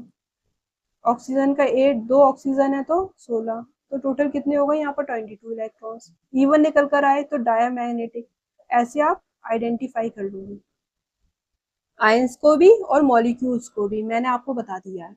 अब बात कर लेते हैं मैग्नेटिक मूवमेंट की। जिसे म्यू से रिप्रेजेंट करते हैं। स्पिन ऑनली मैग्नेटिक मूवमेंट भी कहलाता है ये। इसका फॉर्मूला क्या है मैग्नेटिक मूवमेंट का, जैसे under root n n plus two है, ये फॉर्मूला है। यहाँ पर एन क्या होता है, number of unpaired electrons. N क्या है यहाँ पर, नंबर ऑफ अनपेयर्ड इलेक्ट्रॉन्स। जैसे यहाँ पर अनपेयर्ड इलेक्ट्रॉन्स 3 आया, 3 आ रहा है, तो एन की वैल्यू आप 3 रखोगे। और यहाँ पर अनपेयर्ड इलेक्ट्रॉन 0 निकल के आया, तो एन की वैल्यू 0 है। क्लियर हो गया। जब आप फॉर्मूले में वैल्यू पुट करोगे तो आपको मैग्नेटिक मूवमेंट मिल जाएगा। अगर आपको अनपेयर्ड इलेक्ट्रॉन पता है तो डायरेक्ट मैग्नेटिक मूवमेंट भी निकाल सकते हो। ये वैल्यू आपको पता होना चाहिए। अगर मैग्नेटिक मूवमेंट आपका ये आपको क्वेश्चन में दे दिया 1.73 या 2.80 या 3.87, तो आप हाल आइडिया लगा लोगे नंबर ऑफ अनपेयर्ड इलेक्ट्रॉन 1 होंगे, 2 होंगे, या अनपेयर्ड इलेक्ट्रॉन दे दिए तो आप मैग्नेटिक मूवमेंट की जो वैल्यू है यहाँ की वैल्यू सेम आती है। 1 के लिए 1, 2 के लिए 2 आती है, 3 के लिए 3 आती है। 4 अनपेयर्ड इलेक्ट्रॉन है तो 4 आएगी। मैग्नेटिक मूवमेंट की वैल्यू 5 है तो 5 आएगी। 6 है तो 6 आएगी। ठीक है, पॉइंट की वैल्यू कुछ भी हो सकती है, वो आपको पता होना चाहिए, एक रफली आइडिया होना चाहिए। जैसे यहाँ पर अनपेयर्ड इलेक्ट्रॉन 3 थी, Cr+3 के लिए मैं मैग्नेटिक मूवमेंट की वैल्यू निकालूंगी इस फॉर्मूले में पुट करके, यहाँ पर 3 रखूंगी एन की वैल्यू, तो यहाँ पर जो वैल्यू निकल कर आएगी वो 3 + 2 5, 5 3 से 15, अंडर रूट 15 की जो वैल्यू निकल कर आएगी वो ये निकल कर आएगी। 3 अनपेयर्ड इलेक्ट्रॉन है यहाँ पर 3.87, तो 3 अनपेयर्ड इलेक्ट्रॉन है तो मैं हाल आइडिया लगा लूंगी ये 3 होगा, जो स्टार्टिंग की डिजिट होगी वो 3 होगी। ऐसे मैग्नेटिक मूवमेंट का आप आइडिया लगा लोगे। जब आप केमिकल बॉन्डिंग के क्वेश्चन करोगे आराम से सॉल्व होते चले जाएंगे। बस आपको ये याद रखना है, 1 अनपेयर्ड इलेक्ट्रॉन है तो 1.73, 2 है 2.80, 3 है 3.87, 4 है 4.90, 5 अनपेयर्ड इलेक्ट्रॉन है तो 5.92, 6 है तो 6.92। ये वाला डिजिट सेम रहेगा, 2 3 4 5 6, यहाँ पर 1 2 3 4 5 6। समझ गए। और इलेक्ट्रॉनिक कॉन्फ़िगरेशन मैंने आपको बता दिया है, उससे आप अनपेयर्ड इलेक्ट्रॉन हाल आइडेंटिफाई कर लोगे। वहां से अनपेयर्ड इलेक्ट्रॉन आपने आइडेंटिफाई किया, बिल्कुल ठीक निकाल लोगे, चाहे डी ब्लॉक एलिमेंट हो चाहे कुछ भी हो। हाफ फिल्ड फुल फिल्ड वाले क्रोमियम कॉपर जैसे एक्सेप्शनल केस भी आपको पता चल रहे हैं। यहाँ से आप एन की value, number of unpaired electron की वैल्यू पुट करोगे तो मैग्नेटिक मूवमेंट मिल जाएगा। और वैसे भी आप डायरेक्ट सोच लोगे, अगर अनपेयर्ड इलेक्ट्रॉन 2 है, 2 निकल के आए इलेक्ट्रॉनिक कॉन्फ़िगरेशन के अकॉर्डिंग, आपने इलेक्ट्रॉनिक कॉन्फ़िगरेशन निकाला, नंबर ऑफ अनपेयर्ड इलेक्ट्रॉन कितने निकल के आए 2, तो मैग्नेटिक मूवमेंट 2 के बाद पॉइंट में डिजिट होगा 2.80, ऐसा कुछ होगा। 4 ऑप्शंस दिए होंगे, उसमें से आप हर टिक मार दोगे। सिर्फ आपको क्या करना है, अनपेयर्ड इलेक्ट्रॉन जैसे ही आपको पता चला वैसे ही आपको मैग्नेटिक मूवमेंट पता चल जाएगा, इस फॉर्मूले की जरूरत नहीं पड़ेगी। लेकिन अगर बहुत ज्यादा एक्यूरेट वो कैलकुलेशन करा रहा है तो आपको फॉर्मूला भी पता है, under root n n plus two. Magnetic movement का कौन सा है, under root n n plus two, ये फॉर्मूला होता है। Spin only magnetic movement. सब क्लियर कर दिया, एक एक पॉइंट मैंने आपको क्लियर कर दिया जनरल इनऑर्गेनिक केमिस्ट्री में, सब बात मैंने आपको बता दिया है। ओके, अब बात कर लेते हैं नोडल प्लेन की। नोडल प्लेन क्या होता है, any imaginary plane which has zero electron probability and must be pass through the nucleus of atomic orbital. ऐसा होता है, एटॉमिक ऑर्बिटल का न्यूक्लियस होता है, उससे जब आप इमेजिनरी प्लेन पास कराते हो, इमेजिनरी प्लेन, ऐसा इमेजिनरी प्लेन जहां पर इलेक्ट्रॉन के पाए जाने की पॉसिबिलिटी जीरो, इलेक्ट्रॉन वहां पर आपको मिले नहीं, उस प्लेन में आपको इलेक्ट्रॉन मिले नहीं, तो उसको आप नोडल प्लेन कहते हैं। ठीक है, उस प्लेन को आप क्या कहेंगे, नोडल प्लेन। अब यहाँ पर देखो एस ऑर्बिटल है, एस सबशेल के पास एक ही ऑर्बिटल होता है। यहाँ पर नोडल प्लेन कितने होंगे, एस के पास 0 होते हैं। देखो यहाँ पर एस स्फेरिकल होगा, बॉल है। सपोज आपके पास गुलाब जामुन है, स्फेरिकल शेप में होता है। आप अगर उसको नाइफ से काट रहे हो, चारों तरफ नाइफ से काट रहे हो, किसी भी प्लेन में काट रहे हो, देखो ये क्या है, गुलाब जामुन है, इसको आप किसी भी प्लेन में कट कर रहे हो। ठीक है किसी भी प्लेन में कट कर रहे हो नाइफ से, तो आपकी नाइफ पर कोई भी ऐसा प्लेन नहीं मिलेगा जहां पर उस पर चाशनी ना लगी हो। ठीक है, गुलाब जामुन में चाशनी भरी होती है, तो जब आप किसी भी नाइफ से उसे कट करोगे किसी भी प्लेन में, तो कोई भी ऐसा प्लेन नहीं होगा कि आपकी नाइफ में चाशनी नहीं है। चाशनी का मतलब है इलेक्ट्रॉन्स। स्फेरिकल ऑर्बिटल होता है ऐसा ऑर्बिटल, चारों तरफ इलेक्ट्रॉन्स होते हैं, तो कोई भी प्लेन ऐसा नहीं मिलेगा, नॉर्डल प्लेन, जहां पर इलेक्ट्रॉन ना हो, मतलब नाइफ पे चाशनी ना लगी हो, तो नोडल प्लेन जीरो मिलते हैं इसमें। अब देखो यहाँ पर पी सबशेल में 3 पी ऑर्बिटल होते हैं, p x, p y, p z. यहाँ पर ये पी एक्स है, ये पी वाई है एंड ये पी जेड है। राइट, 2 को हटा दो, ऐसे ही देख लेते हैं, p x, p y, p z. अब यहाँ पर देखो पी एक्स में यहाँ पर इस तरह से ऐसे है, तो ये एक ऐसा प्लेन जा रहा है, ये वाला प्लेन जा रहा है, दिखाई दे रहा होगा आपको। 3D पूरा डायग्राम है, 3D बनाए हैं आपके लिए ताकि आपको प्लेन आसानी से नजर आ जाए। अब यहाँ पर देखो एक्स पे तो ये बना हुआ है पी ऑर्बिटल। अब यहाँ पर ये जेड है और ये वाई है, ये जेड है और ये वाई है, ठीक है, ये वाला, ये वाई है। तो यहाँ पर जब आप प्लेन बना रहे हो तो वाई जेड प्लेन मिल रहा है, नोडल प्लेन पी ऑर्बिटल के लिए एक मिलेगा, सबके पास आपको एक मिलेगा, पी एक्स हो, पी वाई हो, पी जेड हो, सब ऑर्बिटल में आपको एक नोडल प्लेन मिलता है। एस में जीरो होता है, ऐसी कोई नोडल प्लेन नहीं होता है एस के पास जहाँ पर इलेक्ट्रॉन ना हो। चारों तरफ भरे हुए होते हैं, इलेक्ट्रॉन के पाए जाने की प्रोबेबिलिटी होती है, हर जगह मिल सकते हैं। कोई भी प्लेन ऐसा नहीं आता नोडल प्लेन जहाँ पर आपको इलेक्ट्रॉन ना मिले। गुलाब जामुन और चाशनी का एग्जाम्पल दे दिया। ठीक है, बहुत सारे बच्चे ये सोच रहे होंगे ठीक है, एग्जाम्पल अच्छा था, समझ गए होंगे। पी इज इक्वल टू 1 है यहाँ पर पी में p x, p y, p z में सब ऑर्बिटल में नोडल प्लेन 1 मिलेगा। देखो यहाँ पर पी एक्स में नोडल प्लेन कौन सा है, इमेजिन करो अच्छे से। देखो यहाँ पर ये जेड है और ये वाई है, तो वाई जेड प्लेन मिल गया आपको, ऐसे इमेजिन करो बहुत अच्छे से। यहाँ देखो ये कौन सा है, पी वाई है, पी वाई है ये ऑर्बिटल, और यहाँ पर ये जो है नोडल प्लेन ये जेड एक्स में मिला है, जेड एक्स, ये एक्स जेड बात है, ये नोडल प्लेन। यहाँ पर आपको इलेक्ट्रॉन नहीं मिलेंगे। अब यहाँ पर देखो पी जेड में ये है, अब यहाँ पर एक्स और वाई ये नोडल प्लेन बीच में नोडल प्लेन मिल रहा है, बिल्कुल यहाँ पर इलेक्ट्रॉन नहीं मिल रहा है, तो नोडल प्लेन 1 है, कौन सा है, एक्स वाई। समझ गए आप, डायग्राम से ही समझ में आ जाएगा, वैसे तो बहुत अच्छे 3D डायग्राम है ये। अब डी ऑर्बिटल की बात कर लेते हैं। डी सबशेल में 5 डी ऑर्बिटल होते हैं, D x Y, D Y Z and D x Z, और D x square minus Y square, D Z square, ये आपके क्या होते हैं, डी ऑर्बिटल्स होते हैं डी सबशेल में 5। अब नोडल प्लेन देखिए, देखो 2 मिलेंगे आपको, डी एक्स वाई में 2 मिल रहे हैं, देखो यहाँ पर ये एक और एक ये मिल रहा है, देखो यहाँ पर ये जैसे ये एक्स वाई है, तो यहाँ पर डी एक्स वाई की बात चल रही है। यहाँ पर आपको पता है ये होता है D orbital, double dumbbell shape का होता है। तो यहाँ पर देखिए जो प्लेन है डी एक्स वाई में, यहाँ पर ये जेड इधर होगी एक्सिस, तो यहाँ पर देखिए कौन सी है, एक तो ये ऐसे है, ठीक है, और एक ऐसे है, ये ऐसे है, समझ में आ रहा है, तो ये शेप है।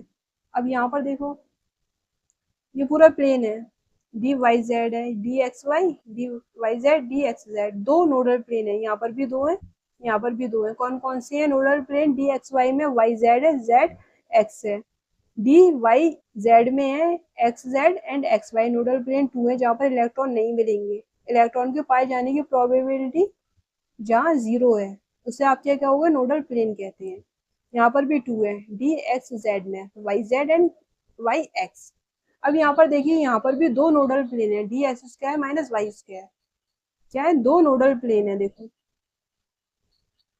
कौन कौन से हैं, यहाँ पर नोडल प्लेन 2 है, देखो यहाँ पर ये ऐसे जा रहा है, राइट, तो सब में आपको 2 मिल रहे हैं नोडल प्लेन। अब यहाँ पर लास्ट में जो डी जेड स्क्वायर आ रहा है, यहाँ पर नोडल प्लेन एक भी नहीं है, एक भी प्लेन ऐसा नहीं है जो नोडल प्लेन हो। देखो यहाँ पर ये ऐसे होता है इसकी शेप, ये इसकी शेप ऐसे है, ये ऐसे होगा और ये ऐसे है। तो यहाँ पर एक भी ऐसा प्लेन नहीं है जहाँ पर इलेक्ट्रॉन की पाए जाने की प्रोबेबिलिटी जीरो हो। तो यहाँ पर नोडल प्लेन कितने होते हैं, जीरो। बट यहाँ पर होता क्या है, नोडल कौन होता है। यहाँ पर क्या होता है, नोडल कौन होता है। देखो यहाँ पर इस तरह बनता है, ये कौन बनता है जहां पर इलेक्ट्रॉन की पाए जाने की प्रोबेबिलिटी जीरो होती है। देखो ये कौन है, चारों तरफ से बन रहा है कौन, थ्री डी में। थ्री डी में समझाने की जरूरत ही नहीं है ज्यादा, हाल इमेजिन कर सकते हो आप। ये कौन बन रहा है, नोडल कौन कितने होते हैं, टू होते हैं। तो यहाँ पर डी जेड स्क्वायर में नोडल प्लेन नहीं होते, क्या होता है, नोडल कौन होते हैं डी जेड स्क्वायर में। समझ गए आप। तो आपको सिर्फ इतना ही याद रखना है यहाँ पर, बहुत सिंपल है। इमेजिन करना घर पे और अच्छे से। और जब एटॉमिक स्ट्रक्चर वाला चैप्टर पढ़ाएंगे आपको तो आपको और अच्छे से एक्सप्लेन हो जाएगा और अच्छे से समझ में आएगा। बैठ के इमेजिन करना अच्छा है, ये थ्री डी स्ट्रक्चर है, आराम से समझ में आ गया होगा, मुझे लगता है आ जाएगा आराम से समझ में। तो ये जनरल इनऑर्गेनिक केमिस्ट्री वाला पोर्शन आपका कंप्लीट हुआ। यहाँ पर मैंने आपका कंप्लीट कर दिया है, जितने भी लेक्चर हैं, 5 लेक्चर बन रहे हैं आपके, तो 5 लेक्चर में कंप्लीट हो गए जनरल इनऑर्गेनिक केमिस्ट्री। अब हम बात करेंगे एनसीईआरटी का, जो आपका चैप्टर फर्स्ट आएगा, classification of element, periodic table वाला चैप्टर है, उसकी बात करेंगे। बहुत अच्छे से मैं आपको पढ़ाऊंगी, हर एक पॉइंट आपका क्लियर कर दूंगी। तो अब आपको बहुत अच्छे से समझ में आएगा। अब आपका स्टार्ट हो रहा है चैप्टर्स, है ना, इनऑर्गेनिक केमिस्ट्री के। यहाँ तक मैंने आपको जो बताया है, जहाँ जहाँ फंसोगे वो सब क्लियर करा दिया है। यही फंसोगे, इससे ज्यादा फंसोगे नहीं इनऑर्गेनिक केमिस्ट्री में, है ना। साथ के साथ अब हम पढ़ते चले जाएंगे और बहुत स्मूथली पढ़ते चले जाएंगे। अब हमें कोई प्रॉब्लम नहीं होनी। कोहिनूर सीरीज है ये, नीट और जेई वाले बच्चों के लिए। तो आप देख रहे हो यहाँ पर सारे केमिस्ट्री के लेक्चर फ्री हैं और किस तरह से मैं आपको एक एक पॉइंट बता रही हूँ, बहुत अच्छे से आपको समझ में आ रहे होंगे। ठीक है, 11th 12th वाले बच्चे जो बिगनर्स हैं, जो कॉम्पिटिटिव एग्जाम की तैयारी कर रहे हैं, वो भी ये लेक्चर आराम से देख सकते हैं। हर एक बात बता रही हूँ, हिंदी मीडियम वाले बच्चे भी देख सकते हैं, कुछ नहीं है। बहुत अच्छे से, ज्यादा इंग्लिश का यूज नहीं कर रही, आराम से हिंदी भी एक्सप्लेन कर रही हूँ, बाइलिंगुअल लेक्चर से। अब देखिए यहाँ पर डॉक्टर हिरा फिरदौस, ये मेरा चैनल है, आप इसको सब्सक्राइब जरूर कर लेना। सब्सक्राइब नहीं किया है तो शेयर करो अपने फ्रेंड के साथ ज्यादा से ज्यादा, ताकि उनकी भी हेल्प हो सके। लाइक करो, कमेंट्स करो, शेयर जरूर करो। ठीक है, मेहनत बहुत की जा रही है आपके लिए, शेयर जरूर कर देना। टेलीग्राम लिंक है, ज्वाइन कर लो टेलीग्राम पे। कोई भी क्वेरी है, कोई भी क्वेश्चन पूछना है तो आप पूछ सकते हो। ये क्यूआर कोड है, स्कैन कर कर भी आप हमारे टेलीग्राम ग्रुप को ज्वाइन कर सकते हो। So thanks for watching.